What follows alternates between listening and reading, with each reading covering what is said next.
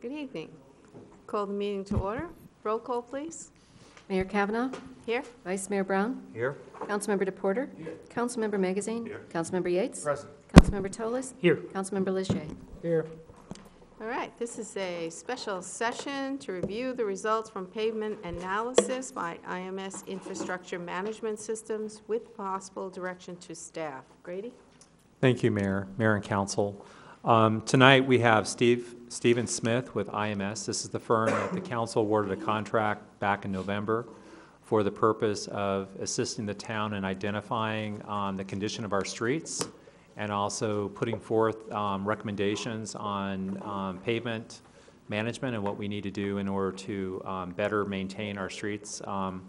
And so with that, I'll go ahead and turn it over to Mr. Smith, who will give you a presentation. All right, welcome, Mr. Smith. Thank you, Madam Mayor. Mr. Miller, council members. Stephen Smith from IMS, we're the firm that you chose, and we are very delighted to be here tonight to give the results. Quick question, can it be dimmed a little bit so you can see? Oh, much better. Just like that. It's kind of a good thing, bad thing. It means we're talking about counting cracks in pavement here, so people are going to fall asleep. This is just the way it is. So hopefully we'll keep things going, Okay. moving along. Don't forget to use your mic. Oh, I talk with my hands and I cruise around. Now you're going to force me to stand here. Yeah. Okay, summary of the findings. Here's a 50,000-foot view of where we're at. Currently, the town has a pavement condition rating. If I took all the streets, put them in a blender, hit frappe, you've got a 60 out of 100, which is borderline okay. You also have 5% of your roads in a backlog condition. And by backlog, I mean they've had it. They're at the end of their service life. We can no longer repair them from the surface. We got to go start down deeper. And that occurs at a condition score of about 40. And that backlog number, that PCI of 40, it's just not a number we pulled out of the air. It's actually one that comes from the Orange County Transit Authority, OCTA, over in the LA area. They're pretty good at measuring all the roads in Orange County. The 40 is a suggestion from them, and it is something I've used for about 15 years and has served me well. It's also backed up by the American Society of Testing Methods, ASTM. So there's a bit of history behind that backlog number. Right now, about 50% of your roads fall into the fair to marginal category. And that's my big worry with the town of Fountain Hills. These are the roads that are just approaching the end of the service life. We've already said 5% of the roads have passed the end of their service life, but we've got now 50% in the next 5 to 10 years that are going to be approaching the same condition. So this is going to be kind of a theme and a bit of a worry that I bring to you and share with you is this backlog, this idea of backlog. Let's see if we can get this little thing to work now. There we go. Where are we at with funding? $2 million a year is your current level of funding. If I cast out about 10 years with that, PCI is going to drop like a stone. It's going to drop probably about 9, 10 points, not good. But it's that backlog number that's really going to jump up. So at about $2 million a year, 45% of the roads in Fountain Hills will have are pretty well past the end of their service life. That's a big number. That's really just unmanageable. Just to keep the status quo, in other words, to keep that average condition at about 60, requires between $3.5 to $4 million a year annual investment. Problem with that is your backlog still goes up to 30%, unmanageable. So I can keep your PCI steady at 3.5 to 4, but the backlog goes up. That's the direct equivalent of sitting you down on a block of ice, lighting your hair on fire, right around your belly. Your average score is okay, but it's an unacceptable condition on both ends. Realistically, about $6 million a year is what the town requires to control their backlog to a manageable level. Okay? Scale of investment. This is one thing I always like to share with everybody is what does Fountain Hills have invested in their roadway network? You got just shy of about 25,000 people, 163 centerline miles of road. Now, if I divide the miles of road by the people, you are at the high end of the scale. So that number is working against you. In other words, you have large lots, not many people to pay for a lot of roads. You also have a lot of infill areas where communities aren't contiguous. There's a big gap in between a lot of your housing developments. Those are roads that have to be paid for. So that kind of pushes your costs up. If I took all your asphalt, dumped it in a big pile, it's about 3.5 million square yards. That's a big area, enough to build a nice 2-lane road from here to New Mexico. If I put a value on it, about $200 million. So that's probably the single largest visible asset this town owns. And it's the one people judge you on.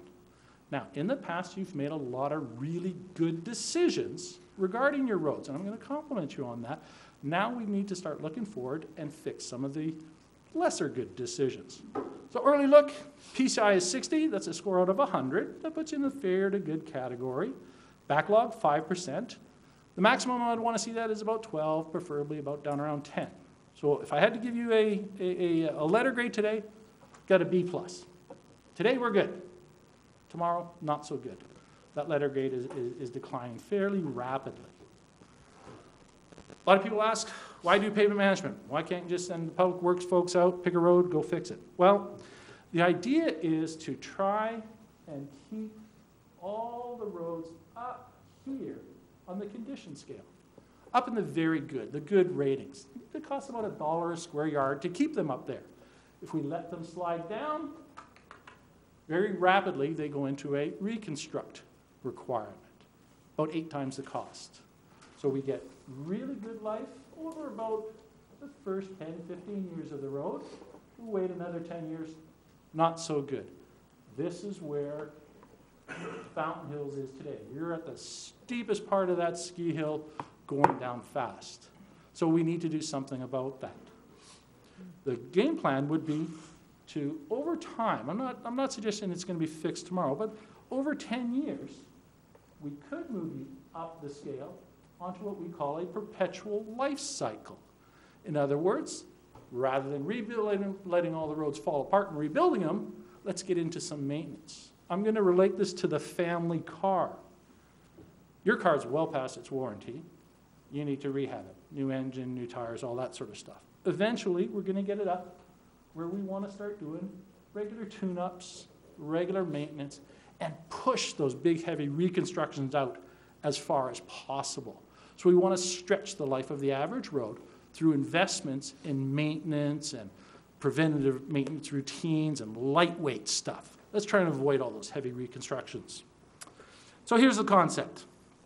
You folks are going to set some objectives. It's not up to me to stand here and tell you what to do. I don't believe in that. I believe you folks are the ones to set the goals, set the objectives, the policies, and the budgets.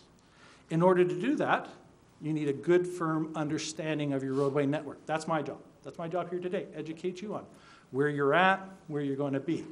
So we ran around town, collected some information on that, did a bit of analysis, and came up with some different results and different budgets, and I'm going to be feeding them here tonight. At the end of the day, I'd like to see a balanced approach where I share with you my thoughts. You folks then can make the decisions on how you want to go. Tools to rate the streets, here's what we did. We took that nice van. We've got a few of them. They're about $500,000 a pop. And we cruised around every city, every street in the town. This vehicle collects objective information on the roughness of the roads, how smooth they are. It does a lot of work on rutting and cracking and pavement deterioration. And we did that from one end of the city, or one end of the town to the other, pulled it all together, following some industry standards, and came up with a pavement condition score for every block in the city. And we use that information then to set some priorities and to move forward, come up with some budgets. We also use that information to find out where you're at on the scale, let you know what you're up against, And this is the scale we use. It's been adopted from ASTM, the Army Corps of Engineers. It's a very popular one in use, and it's called the PCI Index, Pavement Condition Index. It's a 0 to 100 scale. It is not linear in nature. It's actually very curvilinear. I believe, back to my engineering speak, that's a sigmoidal curve, and I could give you the math formula for it, but then you'd, it's not important. The main thing to note is it's flat up here, it's steep right here. At the upper end of the curve, streets are rated as excellent. That's usually above a PCI of about 85. Those are the streets that look good. People like to drive on them. They're smooth. You're going to get good life out of them. Below that are the very good streets, followed by the good, the fair, marginal. It's the poor and the very poor ones that we're rapidly approaching. So I'm going to chat with you about those throughout this presentation. They're the ones that we've got to dig up. So what we want to do is attack these guys right in here first. If you happen to live in that little house down the street with a white picket fence on the streets that's rated low, you might not be happy with me tonight, because Fountain Hills doesn't have enough money to fix every road every year. We're going to have to make some hard decisions. So later in this presentation, I'm going to talk about priorities, but I'll tell you right now, we're going to do everything we can to get the greatest cost benefit out of the money spent. And if you're on one of these roads right down in here, you might be getting the fuzzy end of the lollipop and get deferred. The simple reason is, that's really expensive, that's really cheap, I can fix a lot more of them, preserve the fabric of my network. That's a policy decision. I'm going to give you my recommendations for it, but you folks are going to have to decide, is that the direction Fountain Hills wants to go? We're fortunate enough that we do Beverly Hills. PCI score is much higher, pushing up 78, 80. They say, oh, heck no, you don't let nothing get down here. You keep our local roads looking really good. We're not worried about anything else. Okay? Because I'm not the one who's going to get the phone calls. You folks are. And I want to make sure that my recommendations dovetail with that eventually. Understanding the PCI score. Here's some pictures of what the roads look like. Very poor and poor. These are the roads past their service life. We could go out and grind and put an overlay on that, and we're just throwing money out the window. If you put asphalt on top of that road right there, it'll last maybe 2-3 years, and it'll just punch right through again. Those cracks will reflect through. That's in the bottom of a wash. That is actually your worst street in the town. You're looking close at it. You know where it is at? Galatia Drive. It's in pretty rough shape. I thought it was my street. No. That's a road that we've got to go down fairly deep to fix its problems. You can't do anything from the surface with it. About 5% of your network, about 8 miles, fall into this category. They're just too far gone, can't do anything with them. They really all have the same mode of failure. They're just old, they're tired. Drainage came into play, heavy loads. They have base and structural failures, rutting on them, alligator cracking. They're just tired. At the higher end of the scale, they're rapidly approaching that point of no return where we can't fix it from the surface. At the lower end of the scale, we always have to be wary of safety issues. These are the streets that might get deferred because an ugly street stays ugly for a real long period of time. If I didn't touch that road for 5 years, it's going to look the same as that right now. So we might make the decision to defer it, spend the money elsewhere, save some more, but someone has to monitor that road to make sure it is not a safety issue. Big old pothole forms in the bottom of there, there's going to be a lot of unhappy residents. So between a PCI of 25 and 40, they're going to be a priority. Below that, we're going to see what we can do about deferring.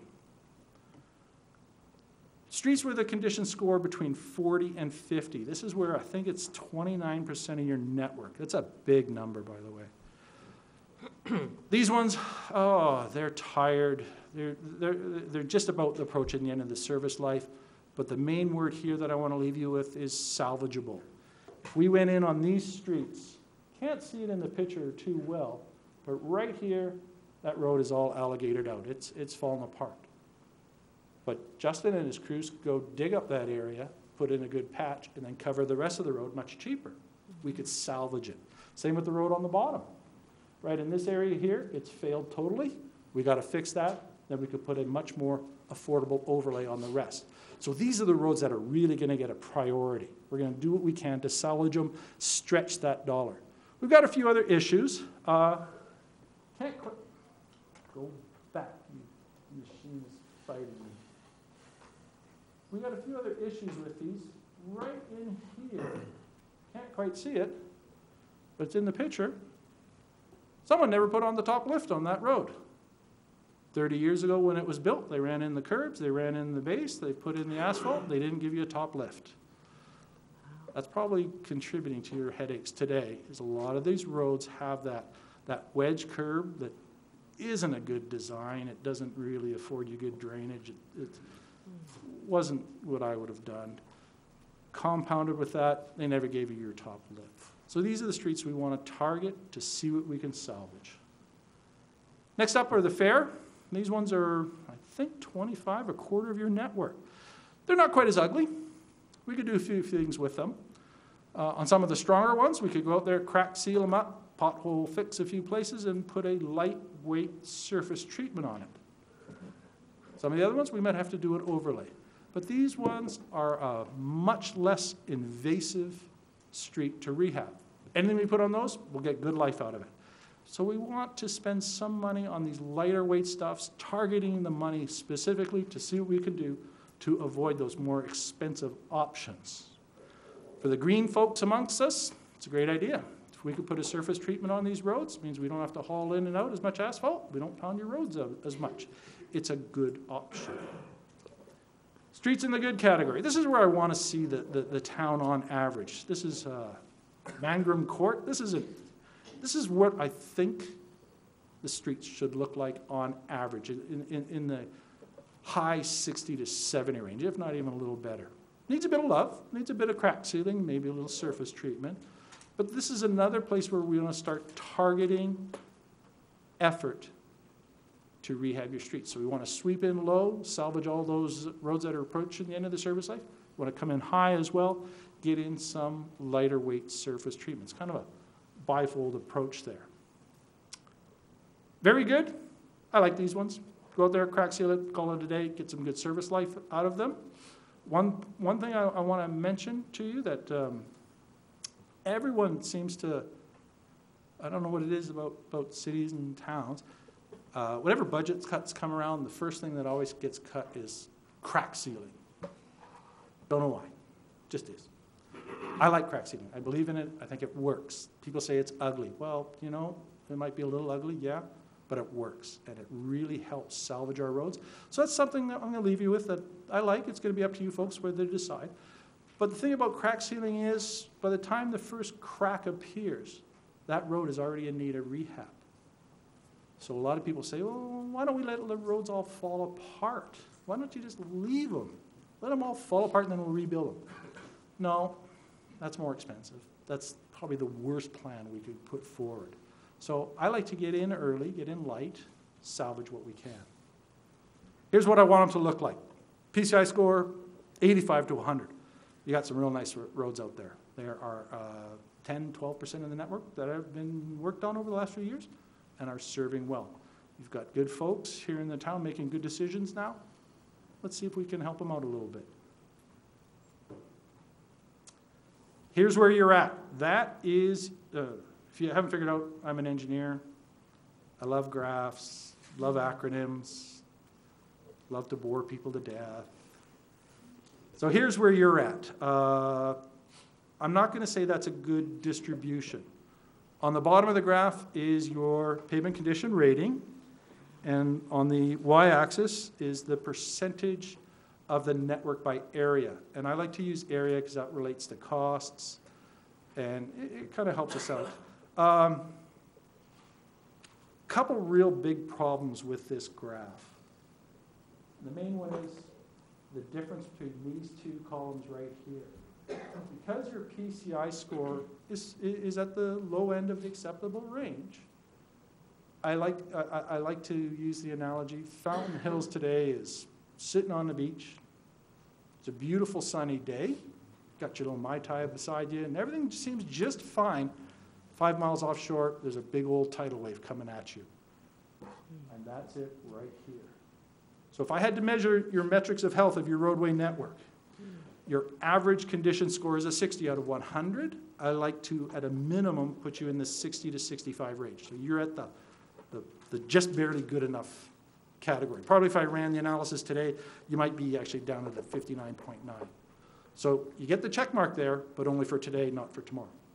Okay, so you make it into that range, and I like to think of that as a sustainable range. If you want to have a good economic plan, your roads have to be in the 60 to 65 range.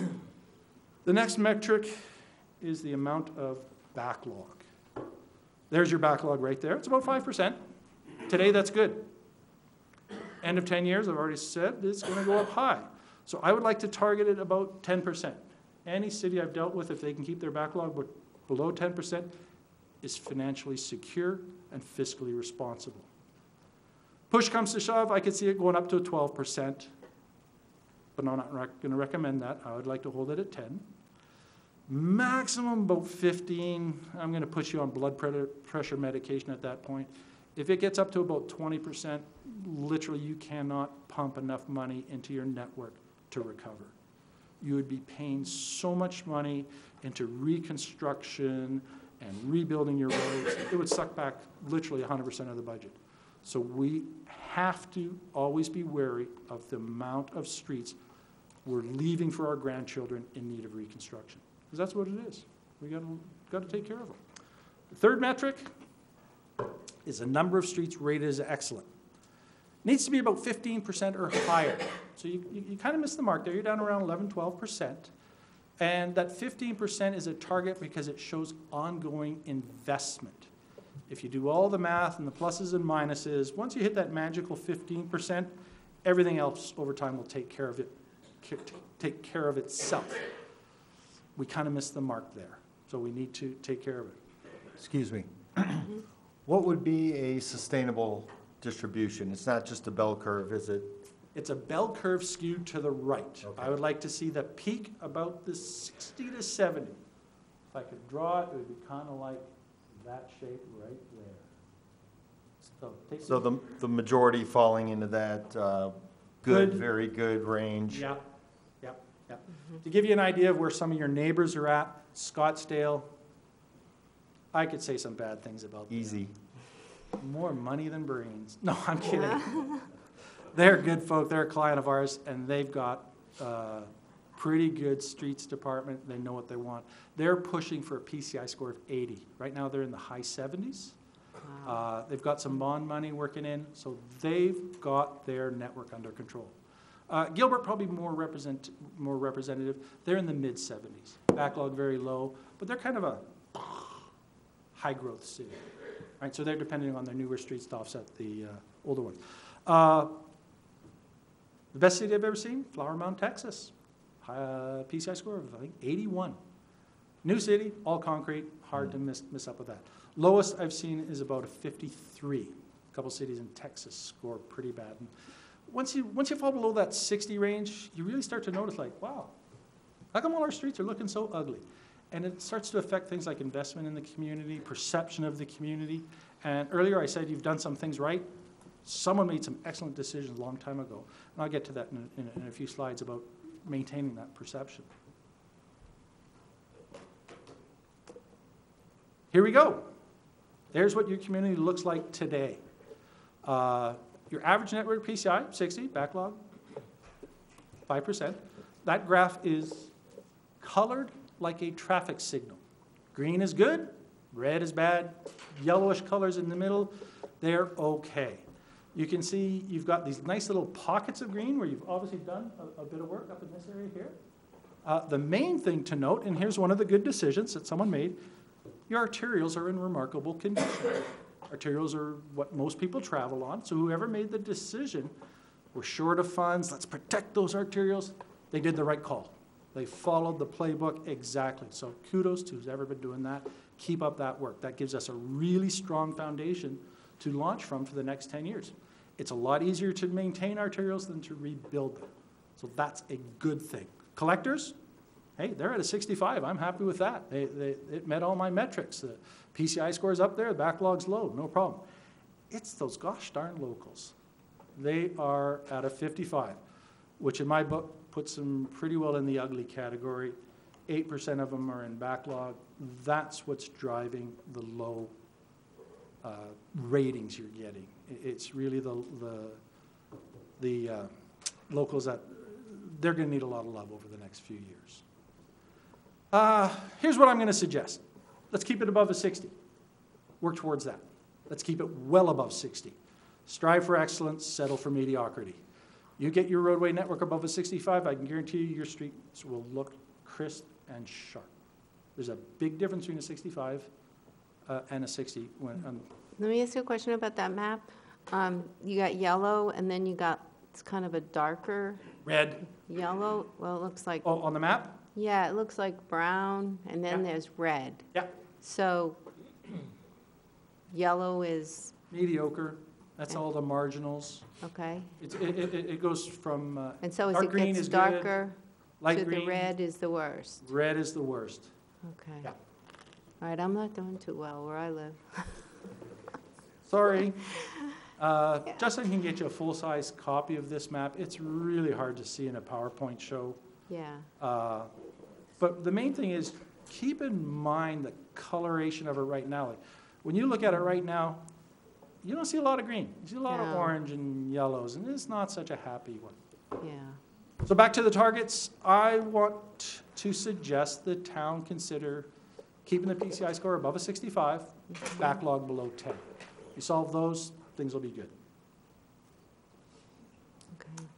Funding estimates, without doing much in the way of math, if I just took the condition of the roads and say, fix them all today, I know I need a check about $65 million in size, and I know your budget needs to be $3.6 million. If you came and asked me today, what's the minimum budget we have without doing any forecasting or modeling or any of that engineering stuff?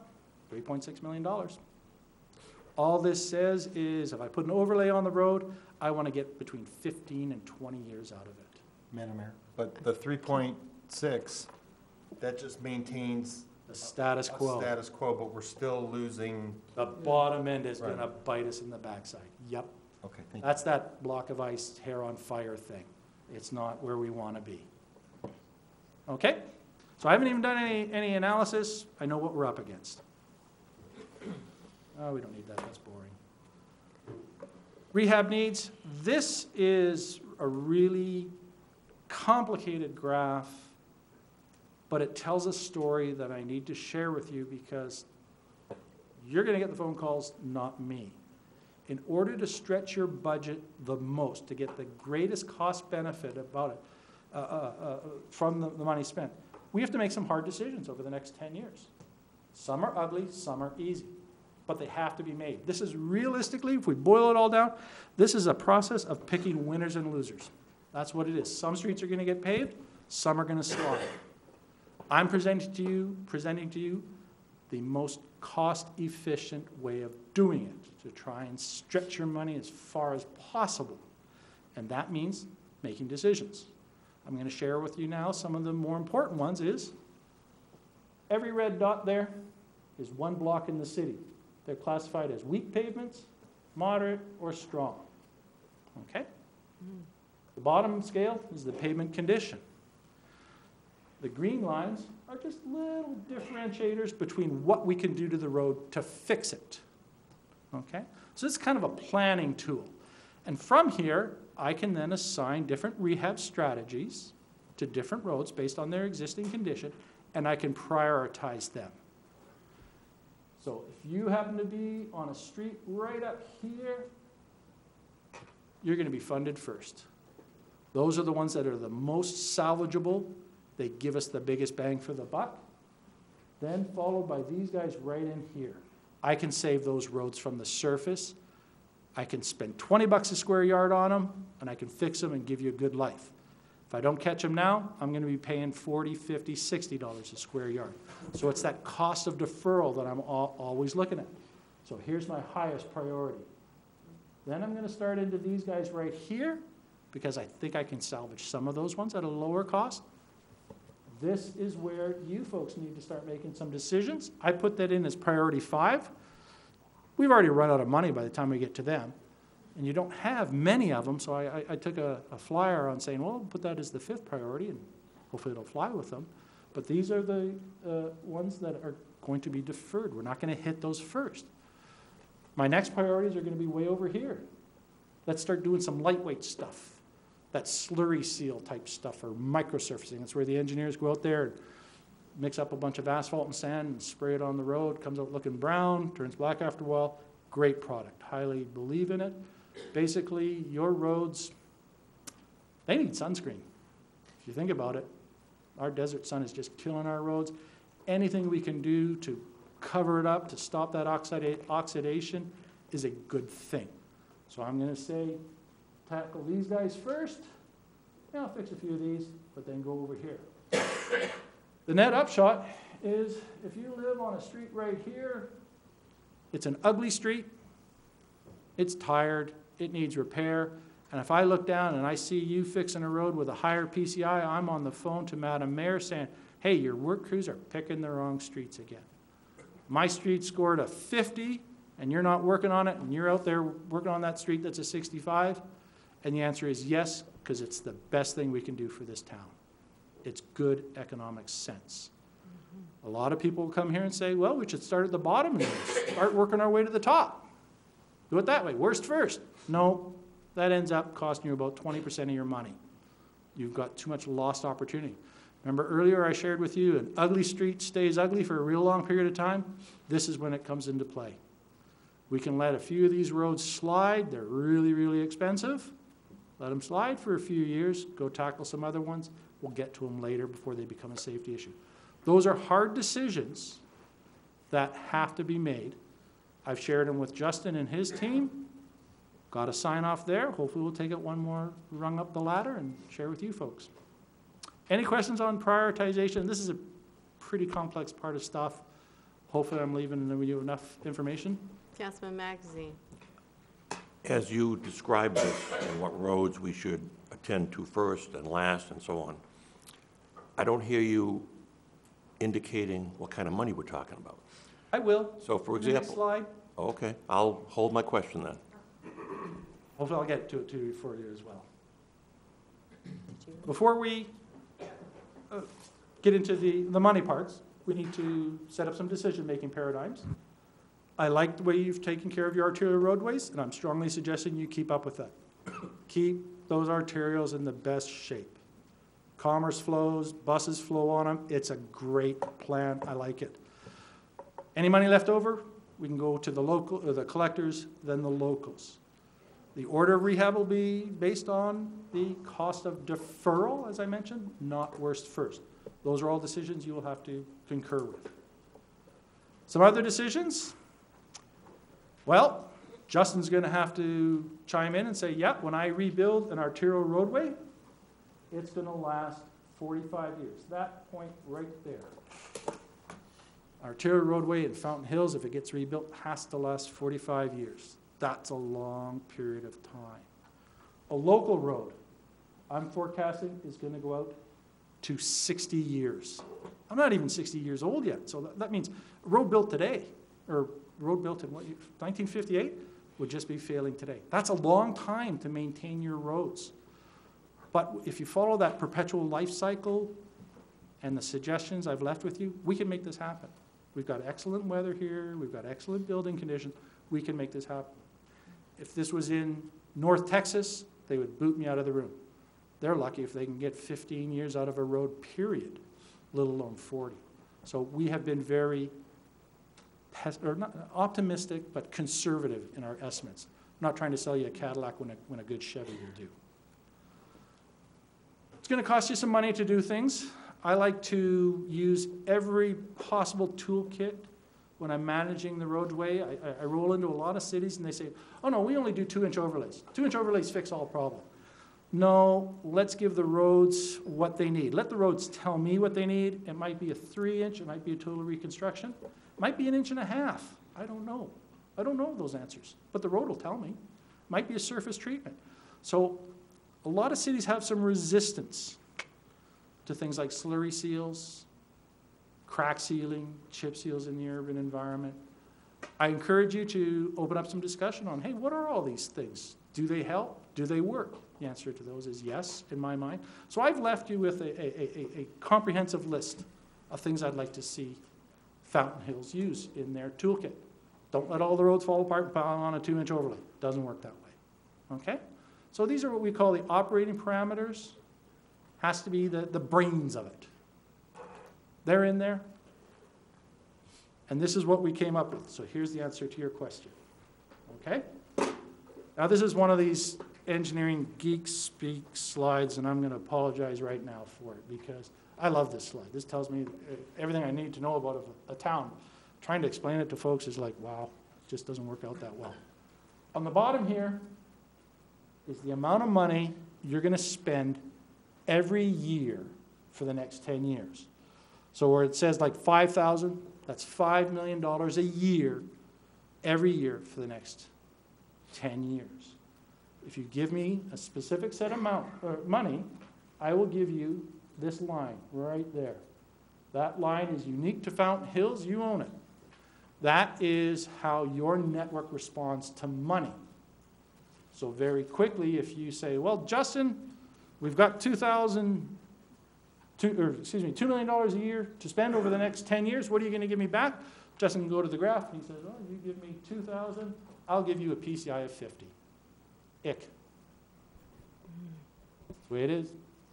Mayor, Oh, now comes the question. Good. Sorry, Councilman Magazine. you haven't, at least I haven't heard you discuss what happens after you repair the roads to maintain them. And so if we have $2 million and we use it to fix roads, Yep. how much money do we need to maintain those same roads? 4 more million. I'm sorry? 4 more million. And so if you only have 2 million, you're saying fix those roads and watch them degrade. Actually, at $2 million, if I may speak frankly, Mhm. go build a swimming pool. I'm sorry? Go build a swimming pool. So you're saying it's a waste of money? You're not doing the citizens good. The roads will deteriorate faster than you can fix them at $2 million a year. They might appreciate something, a better investment. What I'm saying, without trying to be facetious, I'm just trying to drive a point home, is it's just not enough. You've got the responsibilities of spending this money, and you're spending other folks' money. $2 million just doesn't cut it. We're going to be low on PCI and really high on backlog. The streets are going to be ugly. That's just all there is to it. So there has to be an ongoing effort. And at $6 million a year, right there, that's the amount that I'm recommending, because that meets all my parameters. We end up with a PCI score in the mid-70s. Good. We have sufficient money set aside to get onto the perpetual life cycle of the roads. So in other words, instead of getting into a lot of overlays and heavy stuff, we're going to be doing more maintenance type activities to stretch those life cycle out. But if you're spending 6 million, then how much are we talking about to maintain those same roads? Same amount. This will go on forever and ever. Well, you said Oh, after 10 years, you mean? no. You presumably have to maintain the roads sooner than 10 years. You've got to do something to them, I assume. Within the 10-year horizon, I built in road maintenance. After the 10 years, 'cause it's going to take the full 10 years to meet our targets. Maybe I'm not making myself clear. We spend 6 million. Mhm. We fix roads and spend 6 million. Per year for the next 10 years. No, first year. First year we spend 6 million. Okay. Then we move on a few years. And yes, we're collecting 6 million. Mhm. But how much of that has to be used to maintain the roads that were initially brought up to standard? Tough question to answer. You're catching me off guard with it. If you spend 6 million in year one, how much do I have to spend in the next few years? 3.5 to maintain them. Okay, so 6 million isn't enough. Correct. It's each year for the next 10 years. And then you need more money each year to Less maintain the money ones after. you've taken care of. Less money after that. Once the 10-year horizon is over with, we could probably drop down more to the $4.5 million range, give or take what inflation does to us, because we'll be higher on their performance curves. It's like right now, I drive 40-year-old Ford Torino. I spend a heck of a lot of money on rehabbing it. I'm always fixing something very expensive. In 10 years, you're going to own a nice Chevy. You're not going to spend money on new engines. You're going to spend money on windshield wipers, oil changes, lighter weight stuff. So $6 million per year for 10 years gets us to the goal. Then we can move more towards maintenance and sort of just take care of. But the maintenance is over and above the 6 million per year. No, for the first 10 years, it's built into it. Ah, that's where I'm trying to go. Then I didn't answer your question correctly the first time. It's built in. The 6 million over the 10 years assumes we're going to be maintaining what we've just built. Okay, is that? Yep, thank you. And then once we're done, we can cut her back a little bit. So you feel better now? It's only 6 million. And if you say it fast enough, it's not that hard. 6 million. Oh, 6 that's a lot of million. money. Did you want to ask a question now, or? No, I was gonna clarify, but piggyback on Oh, the okay. same thing, but Yeah. the 6 million includes the maintenance and the capital improvement budget Yes. ongoing, so that the worst streets finally get done year 10 or whatever that is. Yes, and then And afterwards, then we the have to do it maintenance. again. I'm with you. Okay. 7 million is what it'll cost per year for the next 10 years to keep the backlog at 5%. Unaffordable, so we're not even gonna go. That's the dash line over there. It's just a nice little piece of information. Steady state, right there. 3.6 million, that keeps us at the PCI of 60. That's also my lower threshold. But, as I've beat on you earlier, Fountain Hills is a backlog-controlled city. So this is the same type of analysis, but now we're looking at the growth in backlog at various funding levels. And this is what controls your budget. So the blue line here now is the amount of streets in a backlog condition at the end of 10 years at various funding levels. Here's the magic number we need to be at. There's that 10% limit, and it's $6 million a year. So that's a number that didn't just get pulled out of thin air. It actually has some substance behind it. You can see if we wanted to keep it down around the 5% limit, ouch. But if we wanted to just focus on the PCI score, ouch, because the backlog rises. That's just reality. We can't change these numbers too much by cutting here and there. They're big numbers, and we have to respect them. Mayor, if I may. Yeah, Councilman Leger. Thank you. Could you reemphasize the importance of backlog, and could you reemphasize the importance of maintaining backlog at 10%? Because, I Definitely. mean, reviewing your presentation earlier and hearing you tonight, that seems to be the driver. That is the driver. You hit it right on the head. Backlog are the streets that need to be fixed heavy and deep. They cost a lot. We've got to keep it below 10% to make this, the whole machine work affordably, cost effectively. We've got to always be careful when streets enter a backlog condition that we don't ignore them for safety, right? So we want to target certain streets before they hit a backlog condition, get in there, salvage them. Some of the streets that are in a backlog condition, we're going to take a gamble on and say, let's fix these ones right now and see if we can salvage them. Some of them are going to let slide. So the bottom line is, if you're not managing your backlog increases. Skyrockets, Skyrockets, okay. asymptotically. Thank you. And once it's at 20%, game over. You could like triple your budget and you would never catch up. And I mean triple the 6 million, not the 2 million. You would be investing money unwisely at that point, which I think is my next slide. Thank you. Nope. Questions? Yeah, Councilman? did you consider inflation? 6 million today is not 6 million 10 years from now. No, I've tried to include inflation and increasing budgets in my analysis, and I have failed miserably. Everything I've given you today is in 2018 dollars. I know. Bad news. Inflation bites, doesn't it? It just kills us. Where's the finance director? You might be, sorry, man, The one with the abacus. throwing you under the bus here. Then this is all, I'm sorry to say it, then this sounds very unrealistic to me, because if you assume only 3% a year, which is low for building materials, over 10 years, you're cutting into that 6 million in a big way. Correct. If you only budget at 6 million static without the cost of inflation coming into play, yeah, each year we do a little bit less and a little bit less and a little bit less until we're doing nothing. That's 6 million in 2018 dollars. If we want to look at it in 2028 dollars, 1 times 0.03 raised to the power of 10, that's a big number. Yeah, you're looking at 7.5 by the time this is all said and done. I'm an engineer, I'm really good at pavement management, I'm not good at finance, so I'm just gonna throw your finance director under the bus and say, have at her, man, I'll give you all the numbers. But, yeah, I agree with you. They're big numbers we're talking here. We have to control it sooner or later. Okay, can I ask you for one more clarification on that 6 million?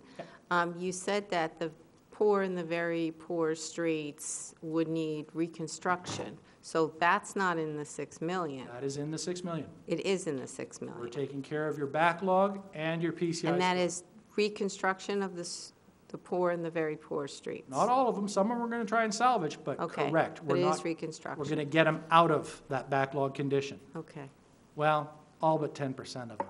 okay. If you give me more money, I'll get more of them out, but not gonna happen. Let's be realistic, 10% is manageable. Okay, In all my numbers here I'm giving you, 0 to 5 years, I can give you a pretty good forecast. 5 to 10 years, it's more of a trend analysis. Anything out past 10 years is spitballing. So again, for your finance director, he knows the numbers will be bulletproof out to 2023 and a pretty good idea out to 2028. Cost of equity removal. This slide either gets me booed or congratulated. I never know which. But if you think about your roadway network, remember earlier I told you they were, what, $200 million in net worth? So if we went out and scratched the desert and paved out $200 million worth, we can equate that to a bank account. The quality of your roads is equivalent to a bank balance. And as we let the roads deteriorate through underfunding or not taking care of, we are pulling equity out of the system. Each year, we pull a bit of equity out of them, right? I mentioned to you earlier, the steady state number is 3.6 million. We're ignoring backlog at this point. But to keep the PCI score steady at a 60 is $3.6 million a year. So if you gave me $3.6 million every year for the next 10 years, I will give you back a PCI score of 60. The math works. So that's this backup. What would the backlog be at 3.6? 30%. Yeah, which is, Bad. okay. Thank you. Unaffordable. Thank you.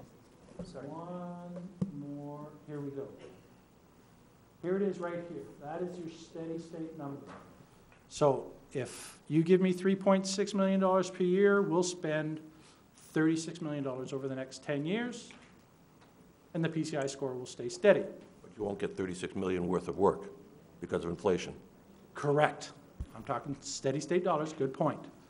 Now, at $2 million a year, that's this column right here, we will remove approximately $30 million worth of equity out of the network over the next 10 years. That is money we're pulling out of the bank account, throwing away. After 10 years, we have to make the network whole again. So we've got to replace that equity, and we've got to pay that $2 million a year. Our total investment at $2 million a year would actually be $50 million, not 20. You got to pay that equity back sooner or later. And so if I total up the difference, the 10-year difference between the steady state and the $2 million budget, I'm looking at 50 million versus 36. Or another way to put it, I wasted $14.5 million. I opened up that door and threw away $2.8 million every year. Just toss it out, let it blow away in the wind. Another analogy, pay $6 million today to maintain that over 10 years versus if we do the $2 million, what is the net delta at the end of 10 years of that equity? Big, I know it's huge, but because I didn't calculate the backlog cost because I'm afraid of it because the number gets skyrocketing. if we don't deal with the backlog today, You're that gonna deal number with it in is 10 years. exponential. Exponential. We're talking hundreds of million, not tens of million. If you think about it, would I say 45% of your network will be in backlog at $2 So million? spending 60 million over 10 years A lot cheaper. without inflation is $60 million, but not spending that equity is worth, $70 a square yard, do the math, you're probably looking at about $250 million. $250 million. Yeah, it's a big number. I didn't want to share it with you because there's that media desk back there and he's going to write that down somewhere. And it's not part of the presentation. Councilman It's a big number. Tolis? You hit it. Just jump in. Thank you. In your experience, in your dealings with many municipalities, it sounds like you're not only in the state of Arizona, but you're outside of Nationwide. nationwide. Tell me the correlation between allowing your streets to deteriorate to the point where you have such a significant backlog that you can't keep up, and what the effect is on property values.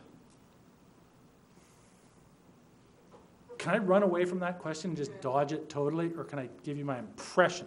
The cities that have high backlog universally are ugly, right? I'm going to pick on one of my favorite clients. They're great guys.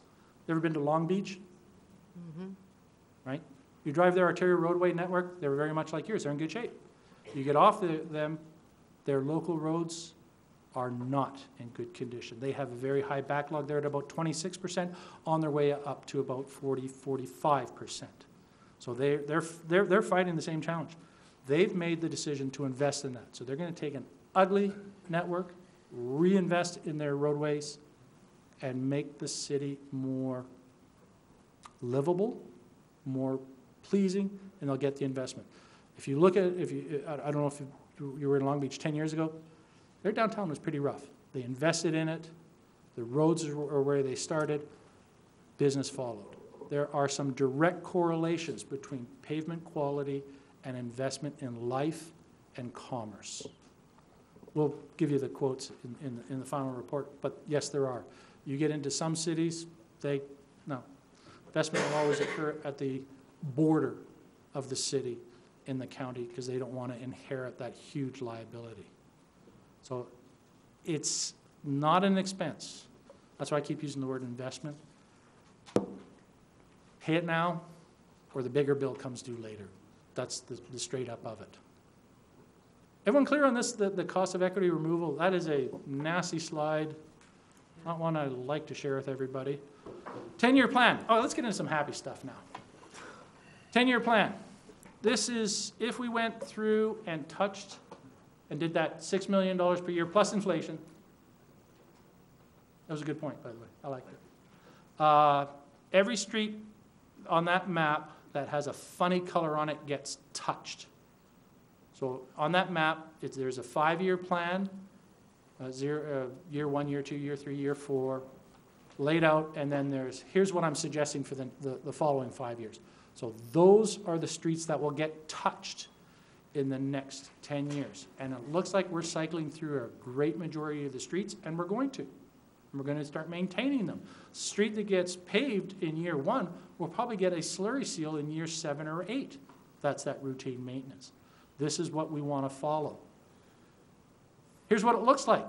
Remember that orangey, greeny graph earlier of the present condition?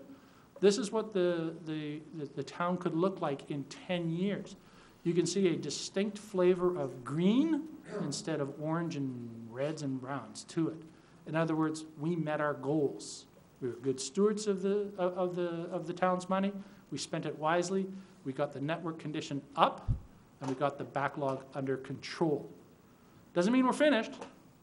There's still a few streets right in here. They're pretty red. I think it's this guy right there. And I think he's one of my example streets. He just got the fuzzy end of the lollipop. There just wasn't enough money, even at $6 million a year, to fix them. We can't touch them all. Okay? By way of contrast, this is a number of streets that'll get done at $2 million per year. All we're doing here is playing catch-up hockey. We're running around and trying to salvage a few streets that we can. We're really just focusing on the majors. A few locals will get some surface treatment work on them to try and salvage them. But realistically, we're just not touching enough streets. $2 million today will be what, $1 million, 10 years? Pardon me? $1,960,000 after 1 year. After 1 year. You're killing me, man. Are you on one? Yeah, that inflation's gonna, shall we beat up the That's finance? assuming guy? 3%. Price of asphalt's been going down lately, so that's working in our favor. Petroleum. It'll be going down, I have faith. We're just not touching enough streets. In 10 years, this is what Fountain Hills, the condition will look like after 10 years. We went from an orangey brown color at the current condition to a real lot of red. Just about half the network is falling into the red. At that point, man, it won't be a pretty town. I mean, you guys are one of the prettiest towns around, let's face it. Your streets will just not be in good condition. The local roads will be the hurting, but not only that, your arterial roadway will drop considerably as well. Remember, they're at a 75 right now. They're going to be in the 65 range. So everybody will lose at that. So with that, here are the recommendations. Let's keep it above the 60. $6 million a year, we'll blow through that target just fine, right? That's $6 million per year plus inflation. We'll have a PCI of 75, which will be a very healthy network. You'll go from the lower third of the cities I survey up to the higher third. More importantly, you will get that backlog under control.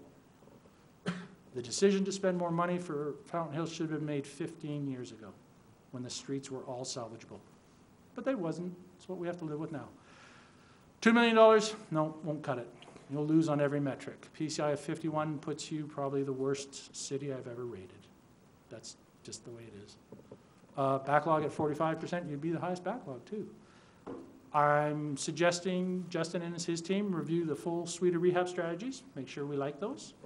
I'm going to suggest you adopt a cost of deferral approach, a prioritized approach, keep those arterials over the collectors, over the locals in play. All those harsh decisions that have to be made, I put before you. You can think about them, phone me up. I like questions. And then in a few years, do this all again. Give yourselves a scorecard. Are we losing ground or are we gaining ground? You are right at that tipping point right now. You're happy today on the beach, but that tsunami is not going to go away no matter how much wishful thinking we have. And with that, there we go. No, that top one, that is Imperial County, California. My crew actually stopped filming. Me. How do we rate this? And I'm going, really? The road's falling apart. You don't rate it. The bottom one is even cooler. Louisiana. Close, Florida. You ever heard of those? I got some swampland to sell you. Google Northport, Florida on Google Earth and look at the east half of the city. The Rotunda? No, it's just north of Port Charlotte. They went in the 50s and 60s, they plowed in miles of road. Hey, come down, get your swamp. Yeah, and then they asked us to survey it, and one of my knucklehead drivers, it's like, really? You drove it into a swamp? It was bad enough, and what you can't quite see in the picture. The embarrassing part was they were afraid of alligators and snakes, so they climbed out on the roof and dented the roof of the van. It's like, really, guys?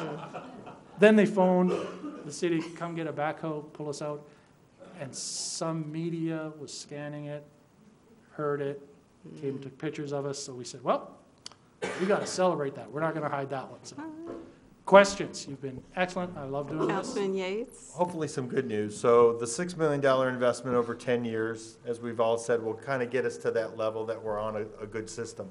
What would the maintenance drop to at that point? I would predict probably 4.5 range. So you'll a save. 10-year investment would yield, again, tremendous, what is that, Big savings. big, 50% return, Yes. 50% savings? Yeah.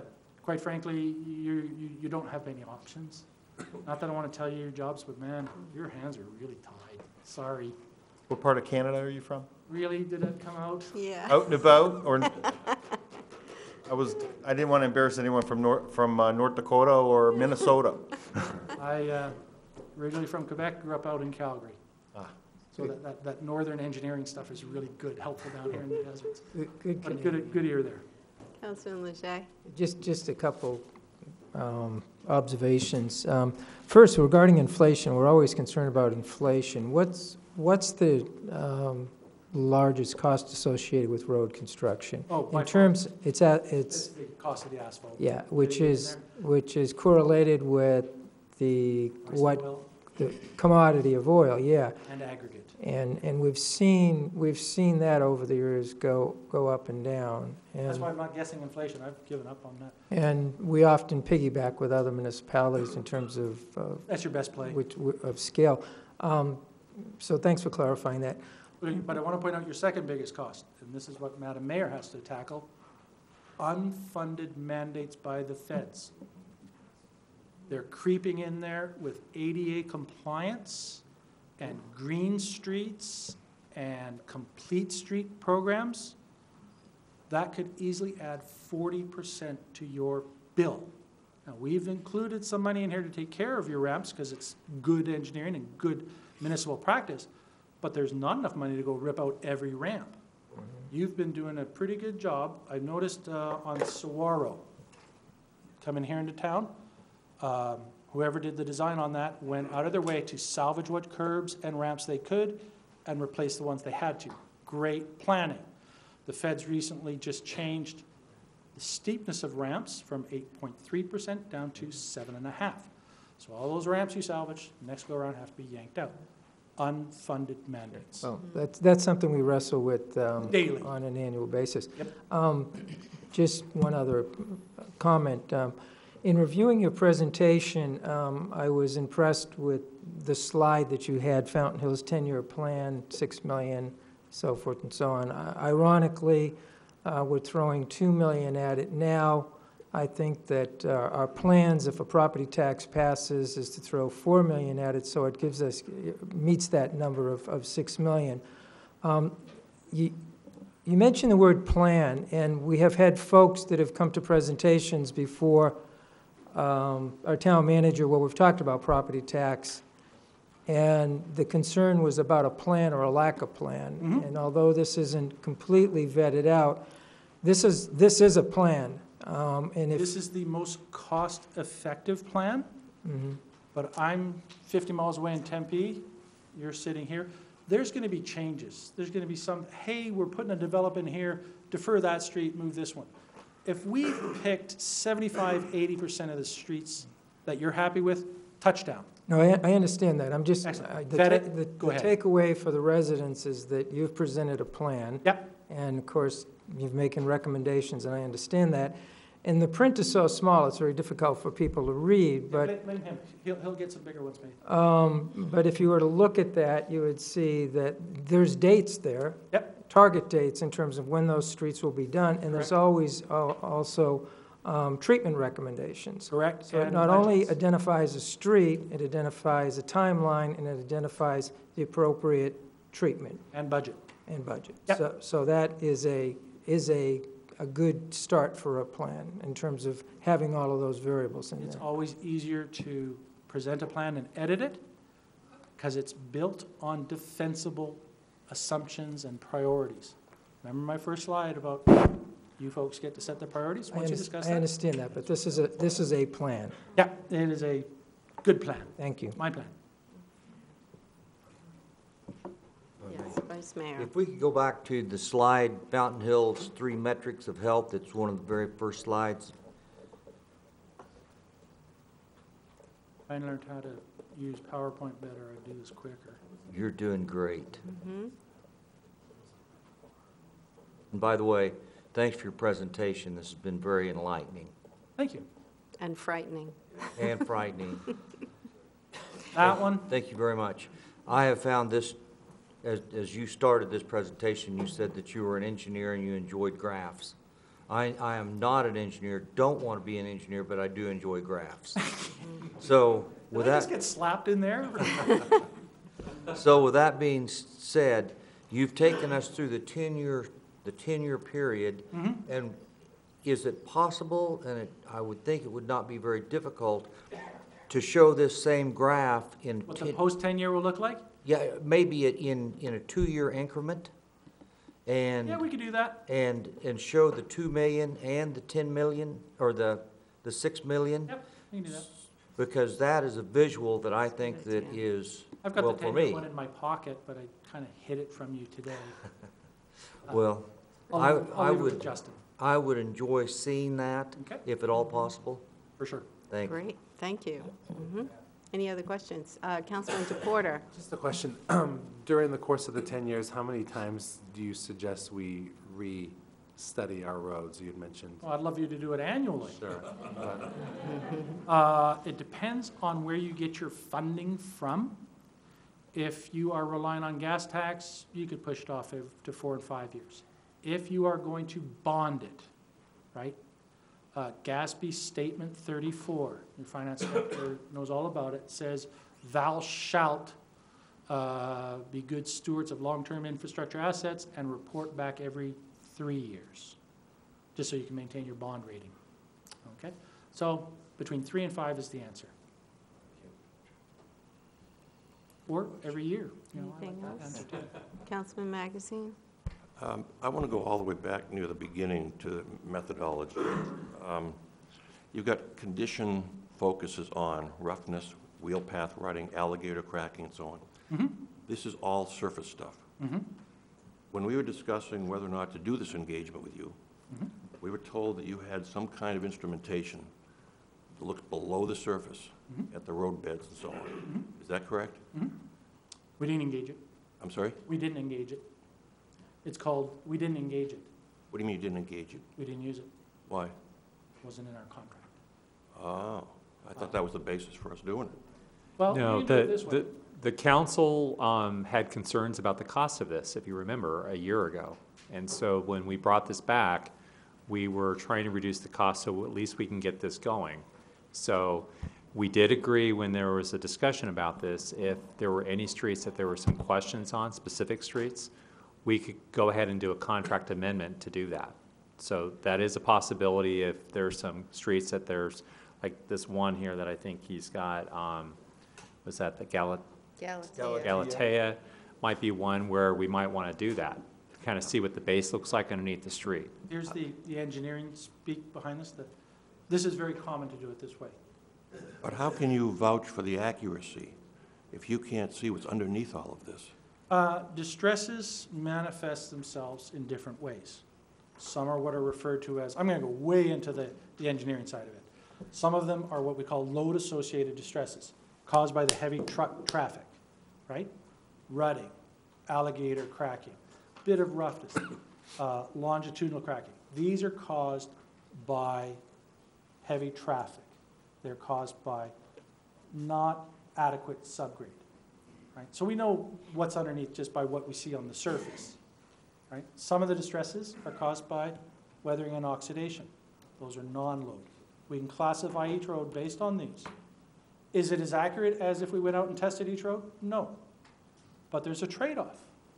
For us to do what's called a network level structural survey, it adds to the price. We do get better. But right now, we're only in the planning stage. Once we move to project level work, we can drag that equipment out here and say, hey, Steve recommended a 3-inch overlay. Let's test it. Let's get that down and see if we can get away with a 2-inch. That's called project level testing. Excellent idea.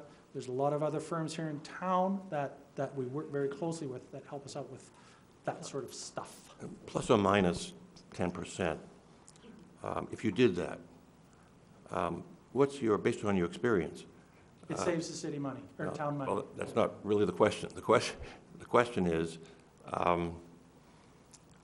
would your figures in this presentation, do you think it would change much based upon other engagements you've had? No.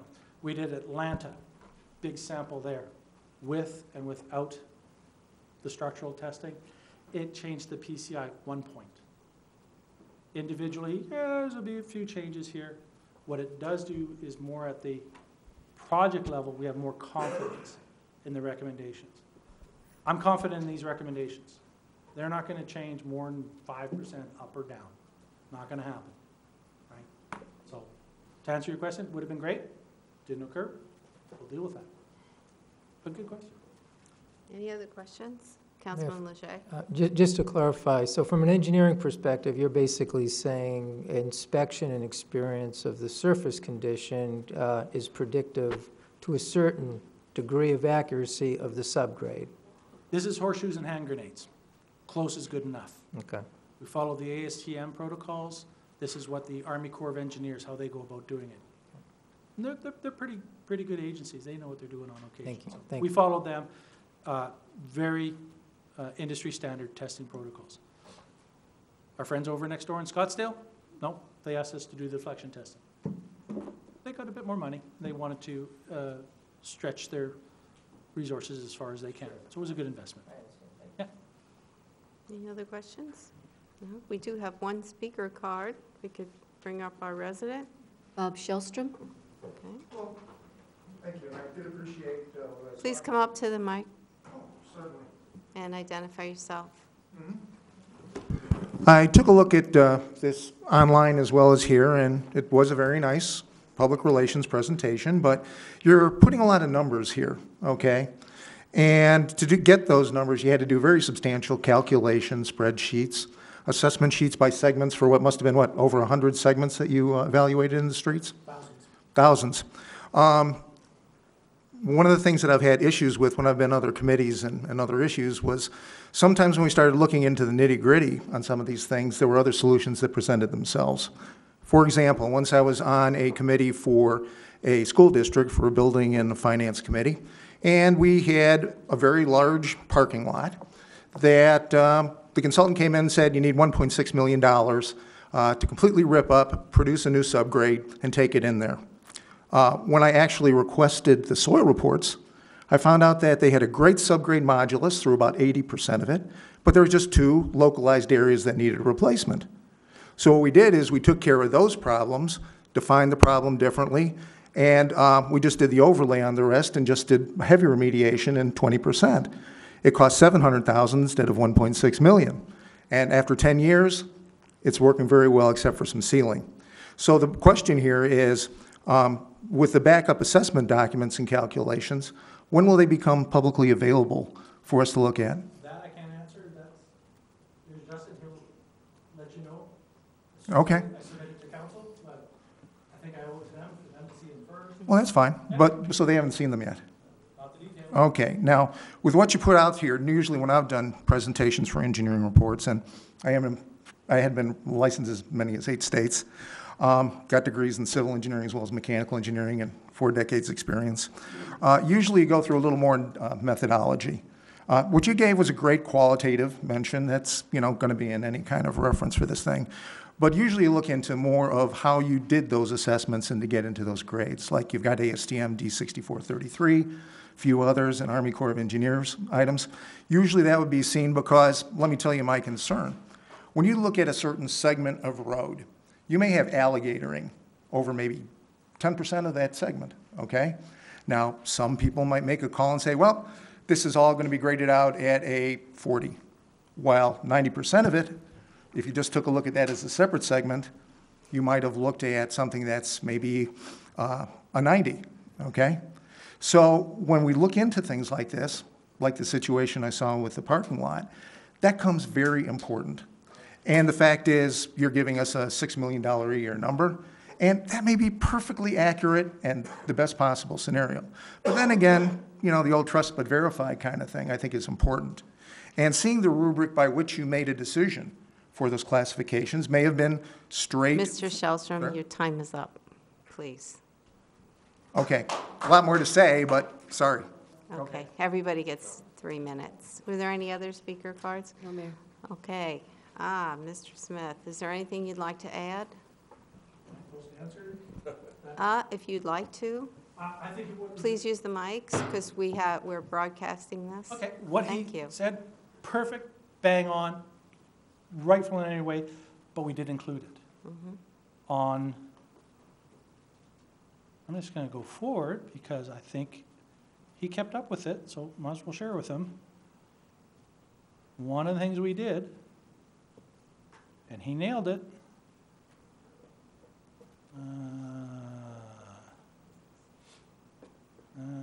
right there. Okay. That's exactly, there you go. Hopefully, you can't quite read that graph. Okay, Mr. Smith, you have Oh, I to, have to stay at the and you have to face this way for the camera. Okay, I have to face this way for the camera. Sorry. All right, I'm Uh-huh. gonna try. Right here, it says, on this moderate strength road right here, you're supposed to put a thick overlay. But because we look at the distresses, and if we deem the road to be strong, we're gonna put a moderate thickness overlay associated with some, what we call R&R, remove and replace structural patching. So just like the parking lot example, hey, we don't have to put the thick overlay on the whole road, let's patch it and put a moderate overlay on it. So we looked at that, and that's an excellent point, and it needs to be followed through. Likewise, if the road is deemed to be weak, we put the thick overlay on it, and we do some more structural patching in order to stave off a full reconstruct. He got it. I like it. It's good stuff, and it was included in the 6 mil. Okay. Is there a source to that? Councilman, excuse me, no. You cannot ask him any more questions. Councilman Yates, you have the floor. Along the same lines, so are those project questions that would be studied at the point when we're about At the ready to project spend? level, once we move off of this network level survey and start picking the individual projects, you bet. So the value engineering could still occur, this is just Should occur. will occur. Will occur. Even Will better. occur. Yes. You will drag out an FWD, maybe a GPR. You will hire the geotechnical firms to bore some holes and say, did IMS get it right, or are they out to lunch? Gotcha. All right, thank you, ma'am. Anything else? We have a meeting at 5:30, so if we're all satisfied, we've had all our questions answered, and I'm sure we can go through Grady and contact Mr. Smith for any further questions that we might have. Perfect. Thank very you kindly. I very enjoyed much. my time here. Awesome presentation. Yes, you have confirmed our worst fears, but we have to face the reality. So Wasn't my thank you. goal to frighten you. I know, but thank you very much. It's an excellent presentation, and we appreciate all your hard work on this for us. Okay. Yes. Okay, I need a motion to adjourn, please. And a second. All in favor? We're adjourned. We'll be back at 5:30.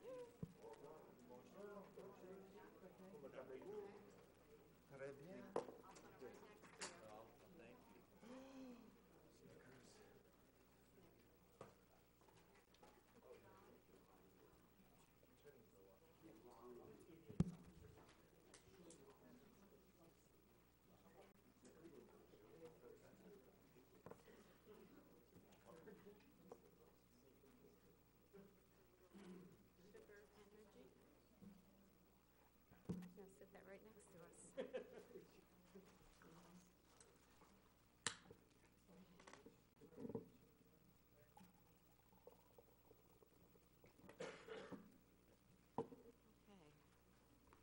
Phones are still on vibrate, right?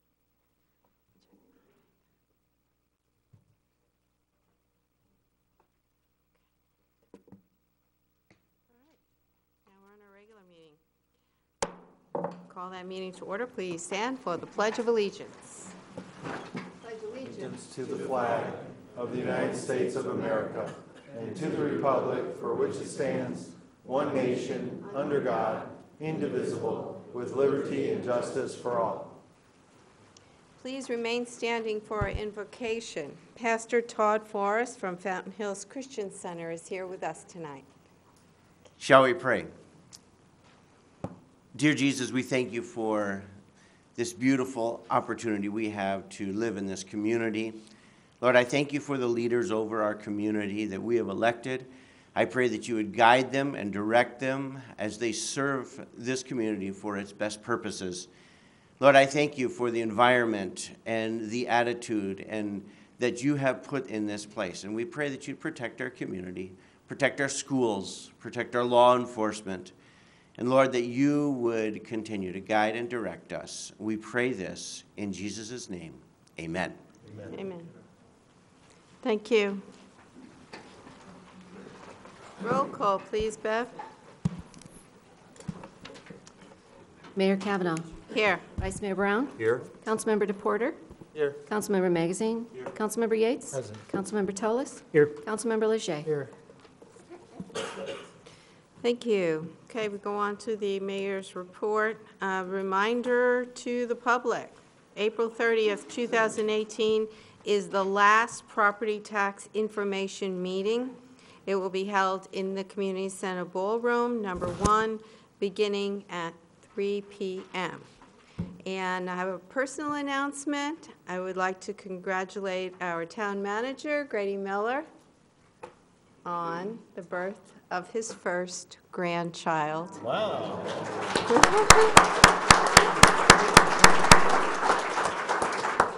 It's a girl, Haley Sophia Rogers. Beautiful, and she's beautiful. If you want to see pictures, he has some.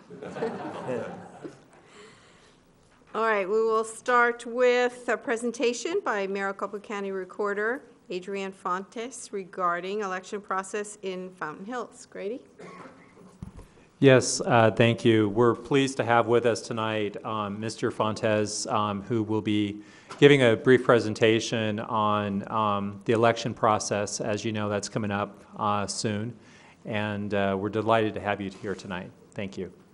Thank you very much, Manager. Madam Mayor, council members. Before I begin, I just want to let you know Bev is incredible. We've worked with her quite a bit, and we love having We know that. I would say the same about Mr. Patel, but lawyers don't usually compliment each other in public that way. So anyway, you've got great folks. And also as an aside, the election officer for your election, of course, is your town clerk. We are administering the election in conjunction with the city government here. And this really is a review of the elections in May. We have elections 4 times a year in Maricopa County: March, May, August, and November, every single year. And so your municipality is one of those that will fall during this time. Every voter will receive their ballot in the mail, and the 3 jurisdictions that will be voting this May include your fine city, Queen Creek, and the city of Surprise will also. So we're covering kind of a broad, diverse set of areas here in Maricopa County. There's a variety of ways that the voters can actually vote. They'll be able to either send their ballot back in the mail, and we'll talk about why that's so popular. At least that's what the numbers tell us. They'll be able to vote at our vote center or ballot center that's going to be available, and they'll also be able to come in and replace ballots if they are somehow damaged or they need any other help. We've got a convenient location up here for that to happen in person.